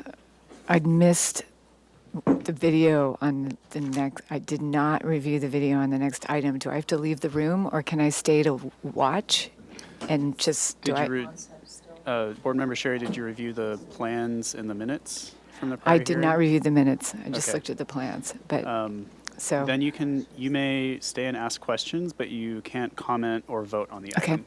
And that's what I'd recommend doing, is just staying and asking questions.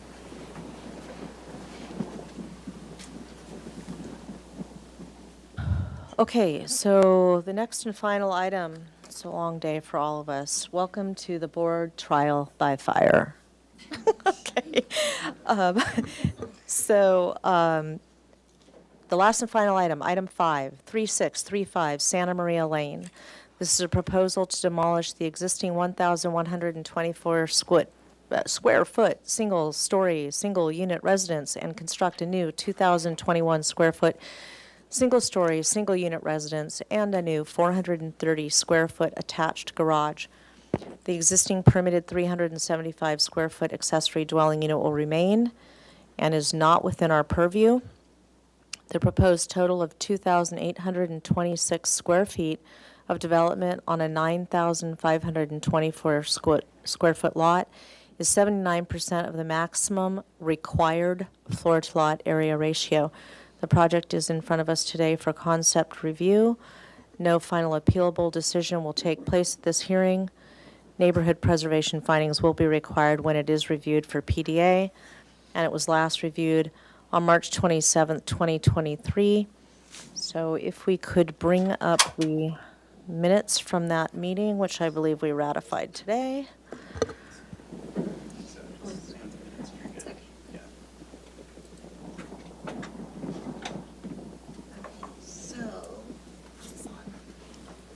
There you go. Okay. If you can please introduce yourself for the record and Gina Ruby. run us through the meeting minutes and how you've addressed those items, that would be great. And any other changes that you've made.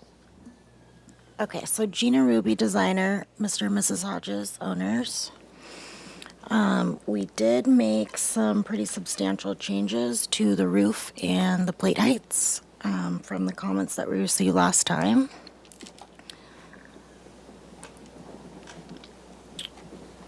So can we start with the minutes, please, just to, right, that's the second, should be this second tab, I think.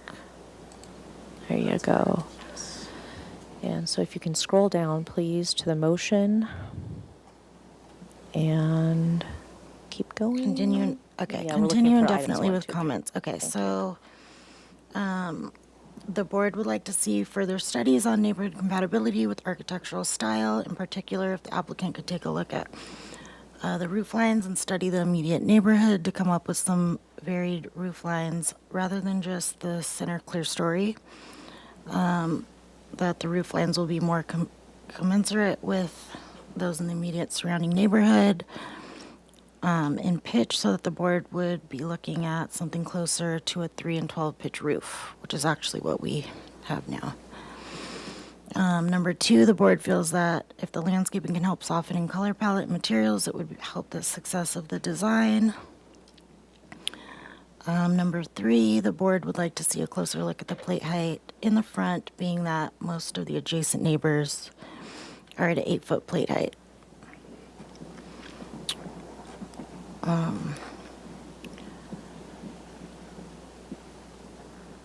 Same thing, okay. Yeah, if during your presentation, you can just address how, just explain how you've addressed those, as well as articulate for us any other changes that you've made to the project since we've seen it. That would be very helpful. Okay, so what we did, we actually changed the roof. So let's go to the front elevation. So we've added this gable roof, asphalt shingles, so the metal roof is gone.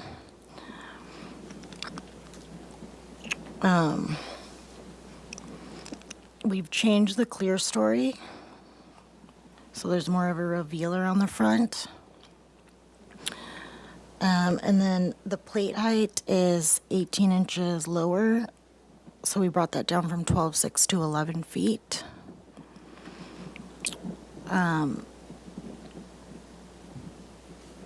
Nothing much.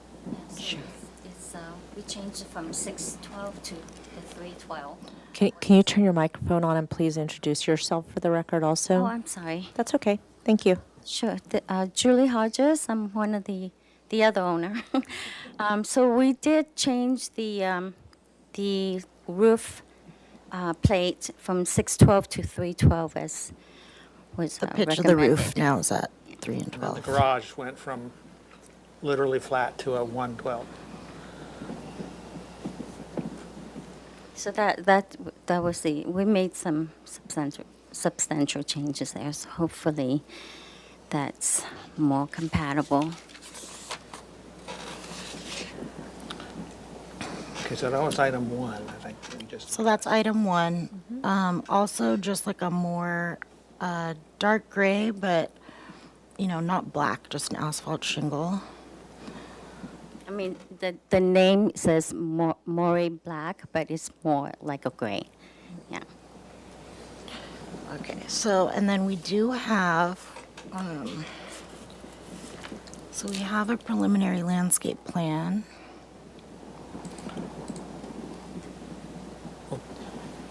go back to the list they want us to address and make sure. This is number 2, right? Yes. So we have, I have it here in my lap, that's fine. Okay. I'm cheating.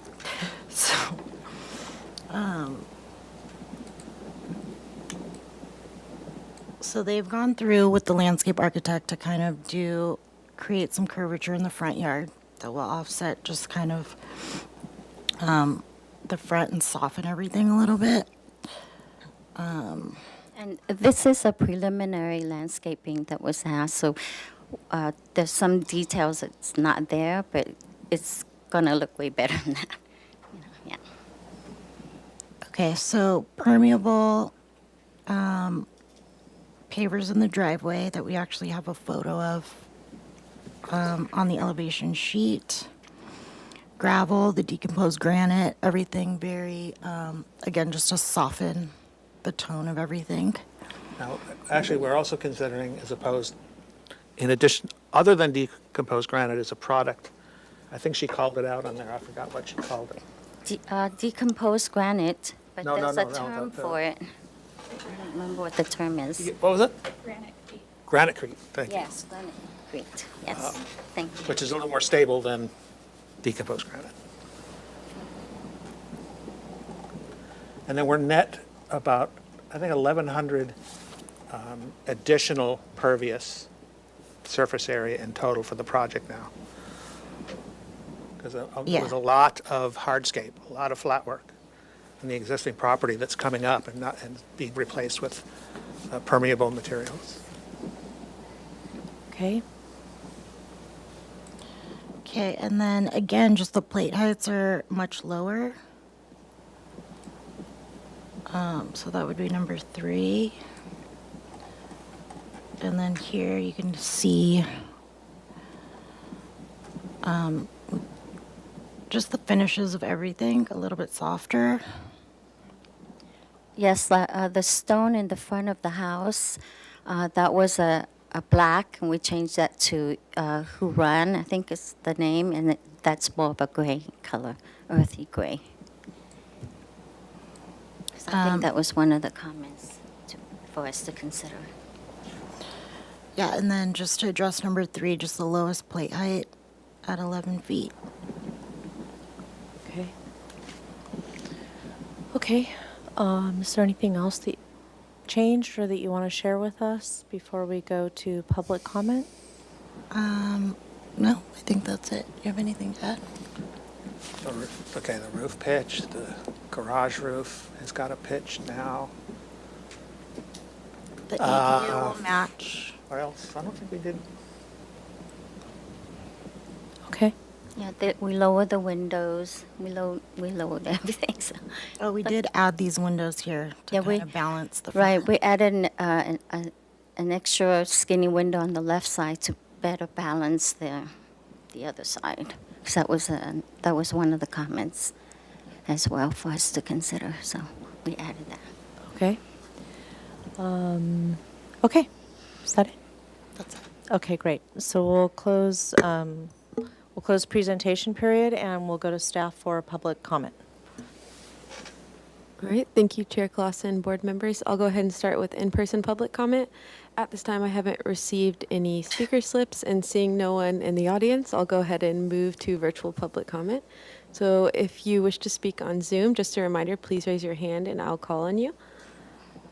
At this time, I don't see any hands raised, and we did receive one written correspondence for this item from Judy Williams, and with that, I'll turn it back over to you, Chair Kalas.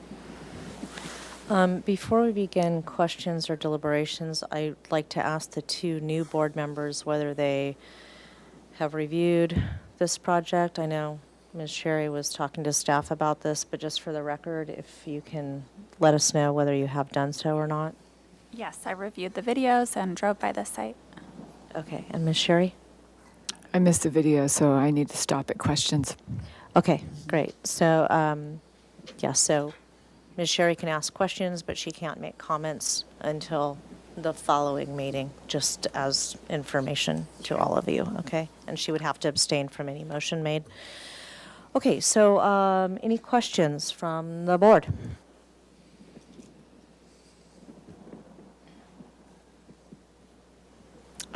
I have a couple. Just if you could review the exterior materials again, because what I reviewed briefly is that now everything is pretty well gray and black. Yes, so smooth stucco, this is a lighter gray color. The aluminum windows, the darker aluminum windows, the door is just a natural, Light. let me zoom out here. So under the eaves, the door, natural wood, and then we changed the stone to be a lighter gray. And then the lighter asphalt shingles. Garage will also be the same. Same as the house, same color. Thank you. And then I think the only is that east property adjacent neighbor. Do you have the plate height or a picture or something that we can look at again of? We Since do, all the yes. existing residences are pretty well at that 8 foot. The top view that Jason left in the photo. Not the plate height, but there's a photo. there's a photo here, so it would be, so this is us on the right of this photo here. So this is the east neighbor.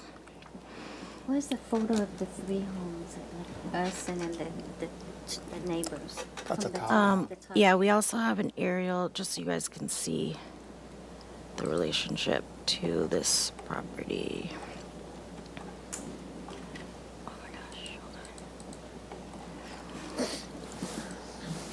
hold on. And then overall height, the east neighbor and the west neighbor, like the top of their ridge is much higher than, Where's that photo? I know I saw it. it's on the elevations, I think. It's way at the bottom, I think. No, I think it's up here.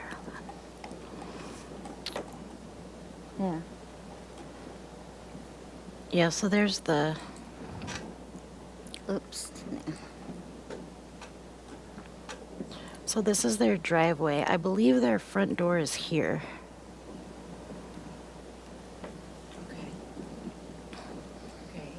Thank you. And then your 11-foot plate height is from finished floor and not finished grade. Is that correct? That is correct, yes. Okay, thank you.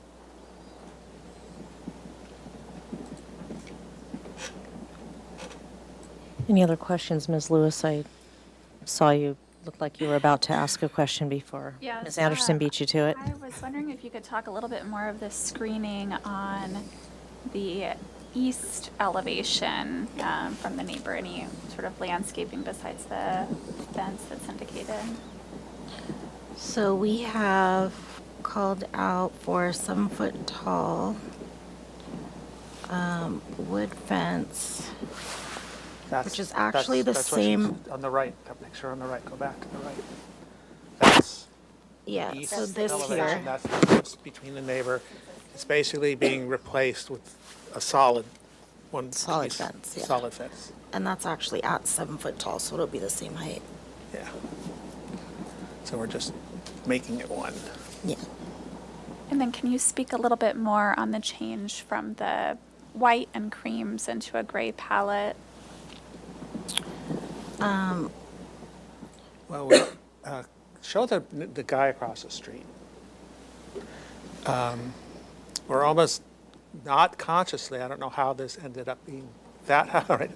This, right? The No, bottom the left. lower left corner. Yeah. So he's kitty corner to us, and then the other one is directly across from us, but I don't know if it We was. somehow picked the We same picked color. the same color. Before We talked to him, and we So said, the what? dovetail gray is that color? Dove gray. We're going with La Habra stucco dove gray. Oh, got it. But if you look at them, they're, It'll be more similar to this. Yeah, one. it'll be Okay, very thank close. you. And the shingle, what's it called? Certainty. You go with the certainty shingle. yeah. Yeah, it's funny, it just turned out to be the same color scheme. Do you have any more questions, Ms. Lewis? Yeah. Okay. Can you just run us through the photos again? I'm seeing some of them. I'm looking very carefully at roof lines here. Pan to the right. So neighbors to the east and west, looking down the street. So the lower photos, that's the, those are the homes on our side. Mm-hmm.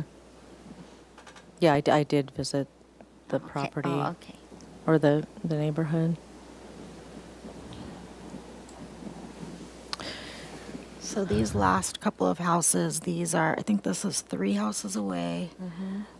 This is 4, much taller than what we're gonna be. Okay. That's across and to the right of us. Yeah, that's.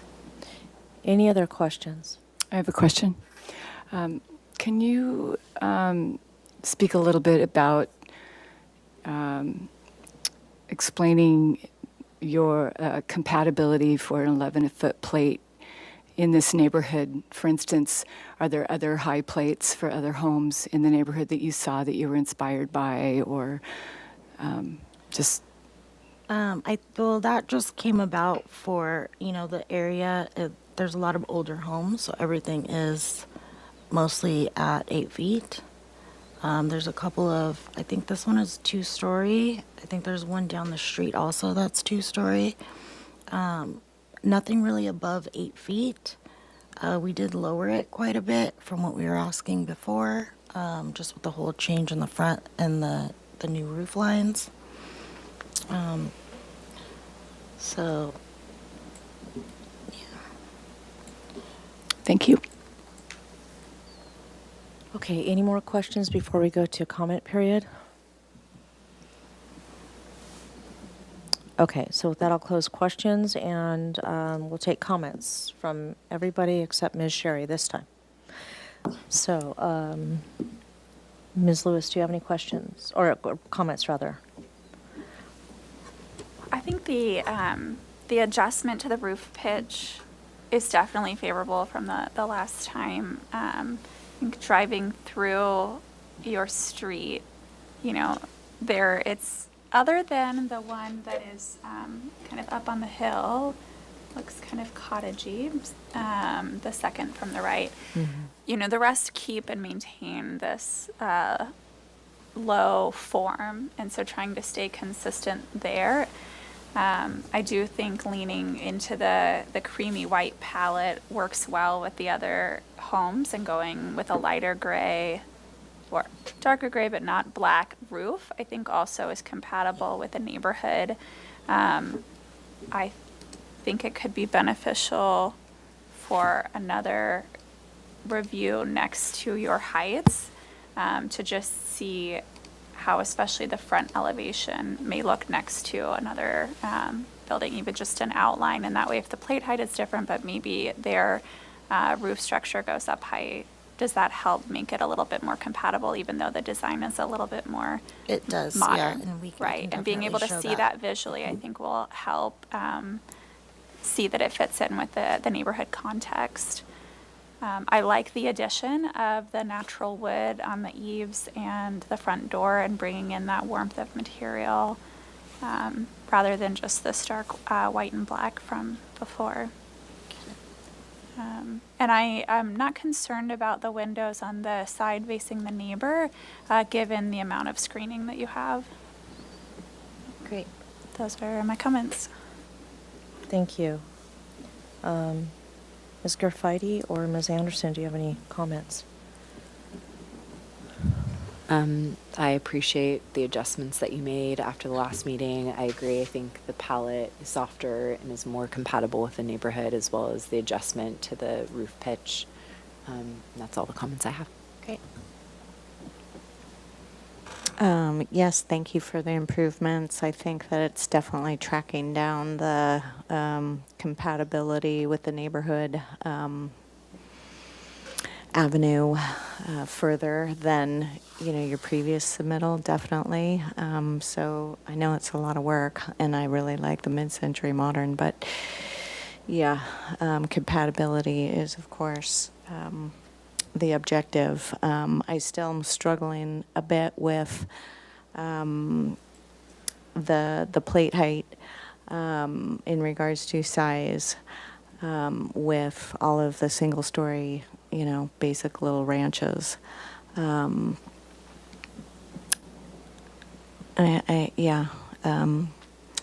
So I believe, some street silhouettes might be able to help with that. So those are my comments.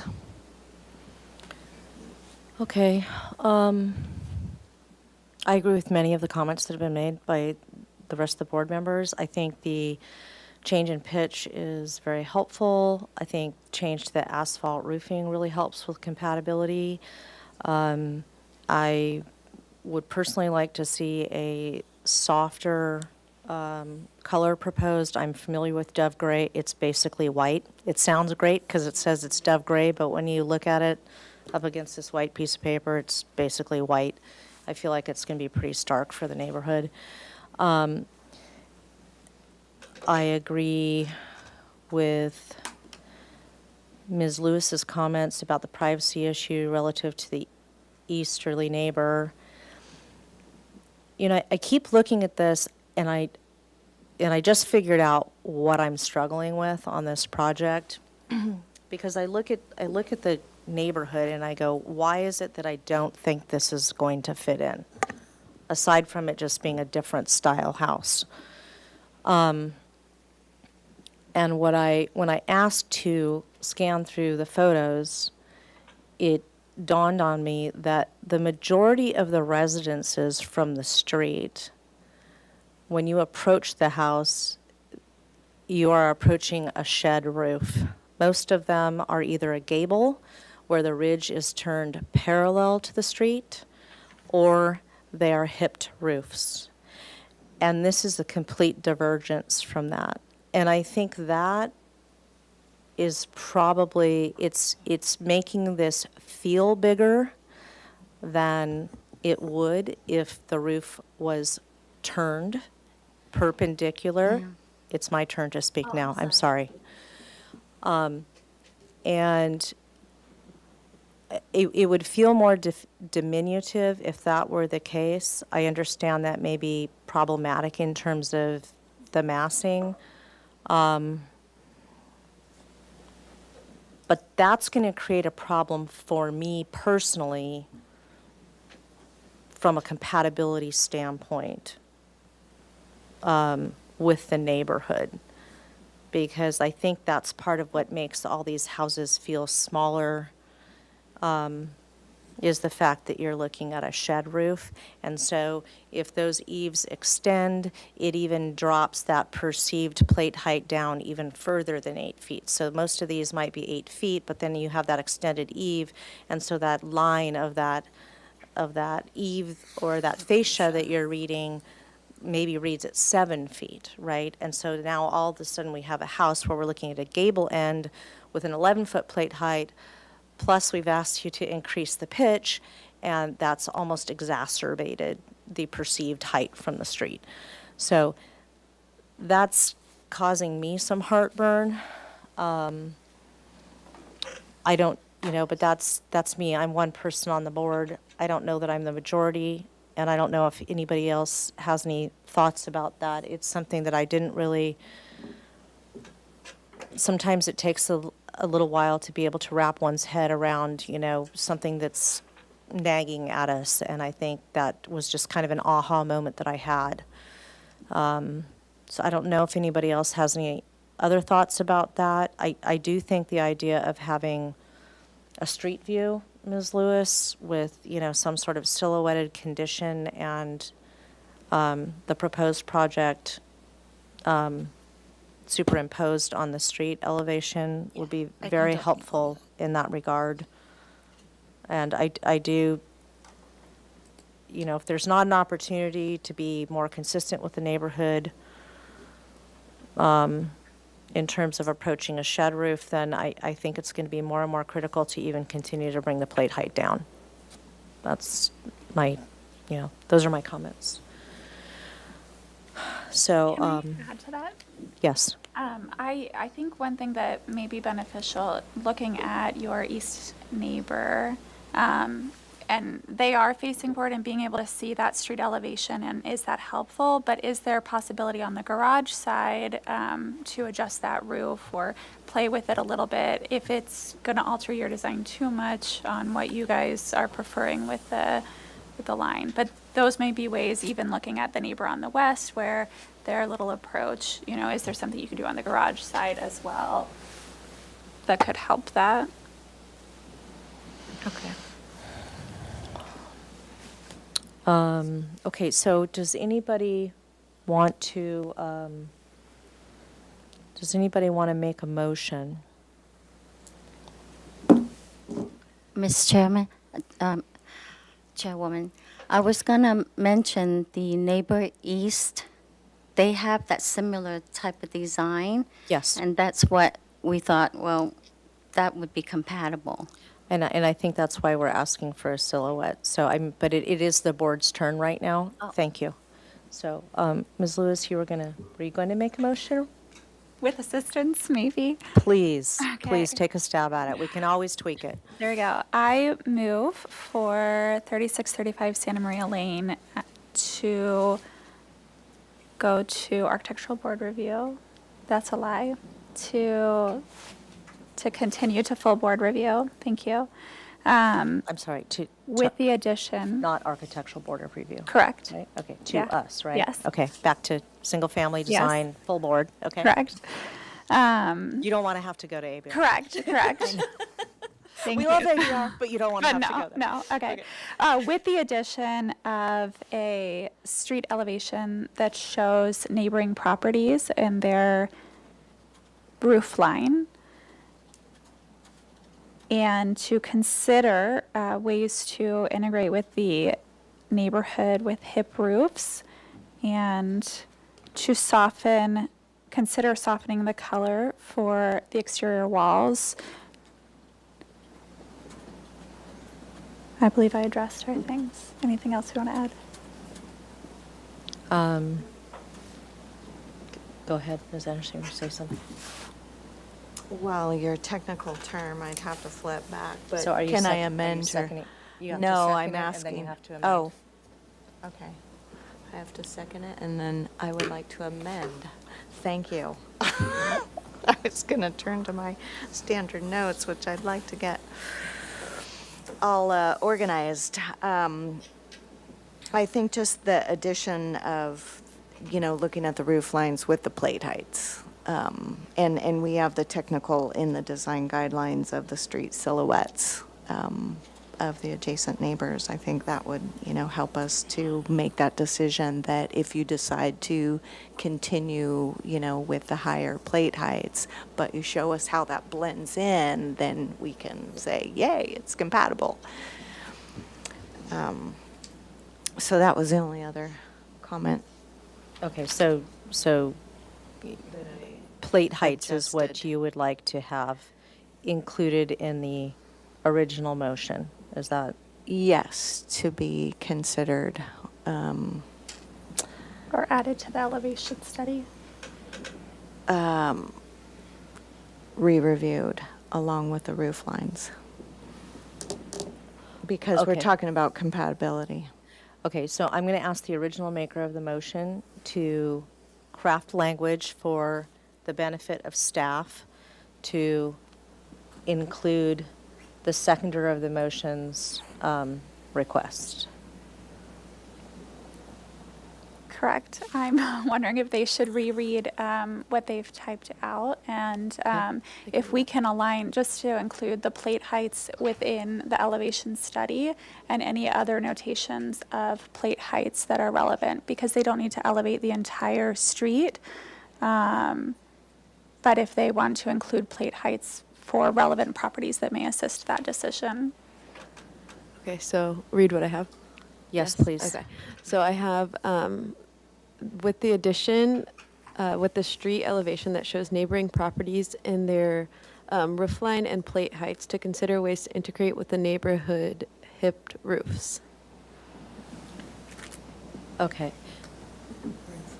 So I'm gonna attempt to, I'm getting tired here. I'm gonna attempt to help this along. Okay, so I think what we're attempting to say in the motion, and I will state this and then ask the maker of the motion if this is what's desired. We would like to request a street silhouette that illustrates the proposed project with a minimum of the 2 flanking properties included.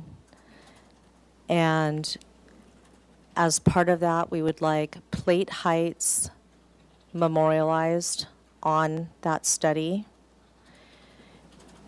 And we would request that the applicant use that as a tool to determine whether the proposed plate heights need to be reduced further beyond what you have currently proposed, and/or how you may alter the roof lines to be more consistent and compatible with the neighborhood. Is that acceptable to the maker of the motion? Yes, that is acceptable. Okay, and do we have another second by the seconder? Yes, perfect. Thank you. Okay, so we have a motion on the table, and if we, oh, I'm going to, but we do want the softening of the color palette included to a creamier white. Forgot that. Is that acceptable to the maker of the motion? Yes. And again to the seconder? Yes, because I thought we had that. Okay, so again, we have a motion on the table, and if we can take roll call, please. All right, thank you. Chair Kalas? Yes. Vice Chair Anderson? Yes. Board Member Graffitti? Yes. Board Member Lewis? Yes. Board Member Sherry? Abstain. All right, motion passes. Thank you. Thank you. Didn't mean to interrupt. I'm not familiar with the format, the formality.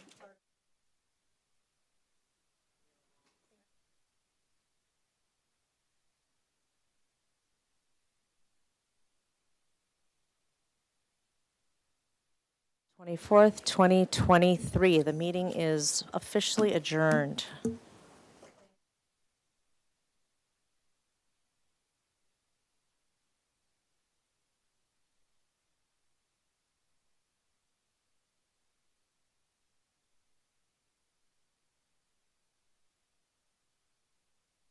Thank you.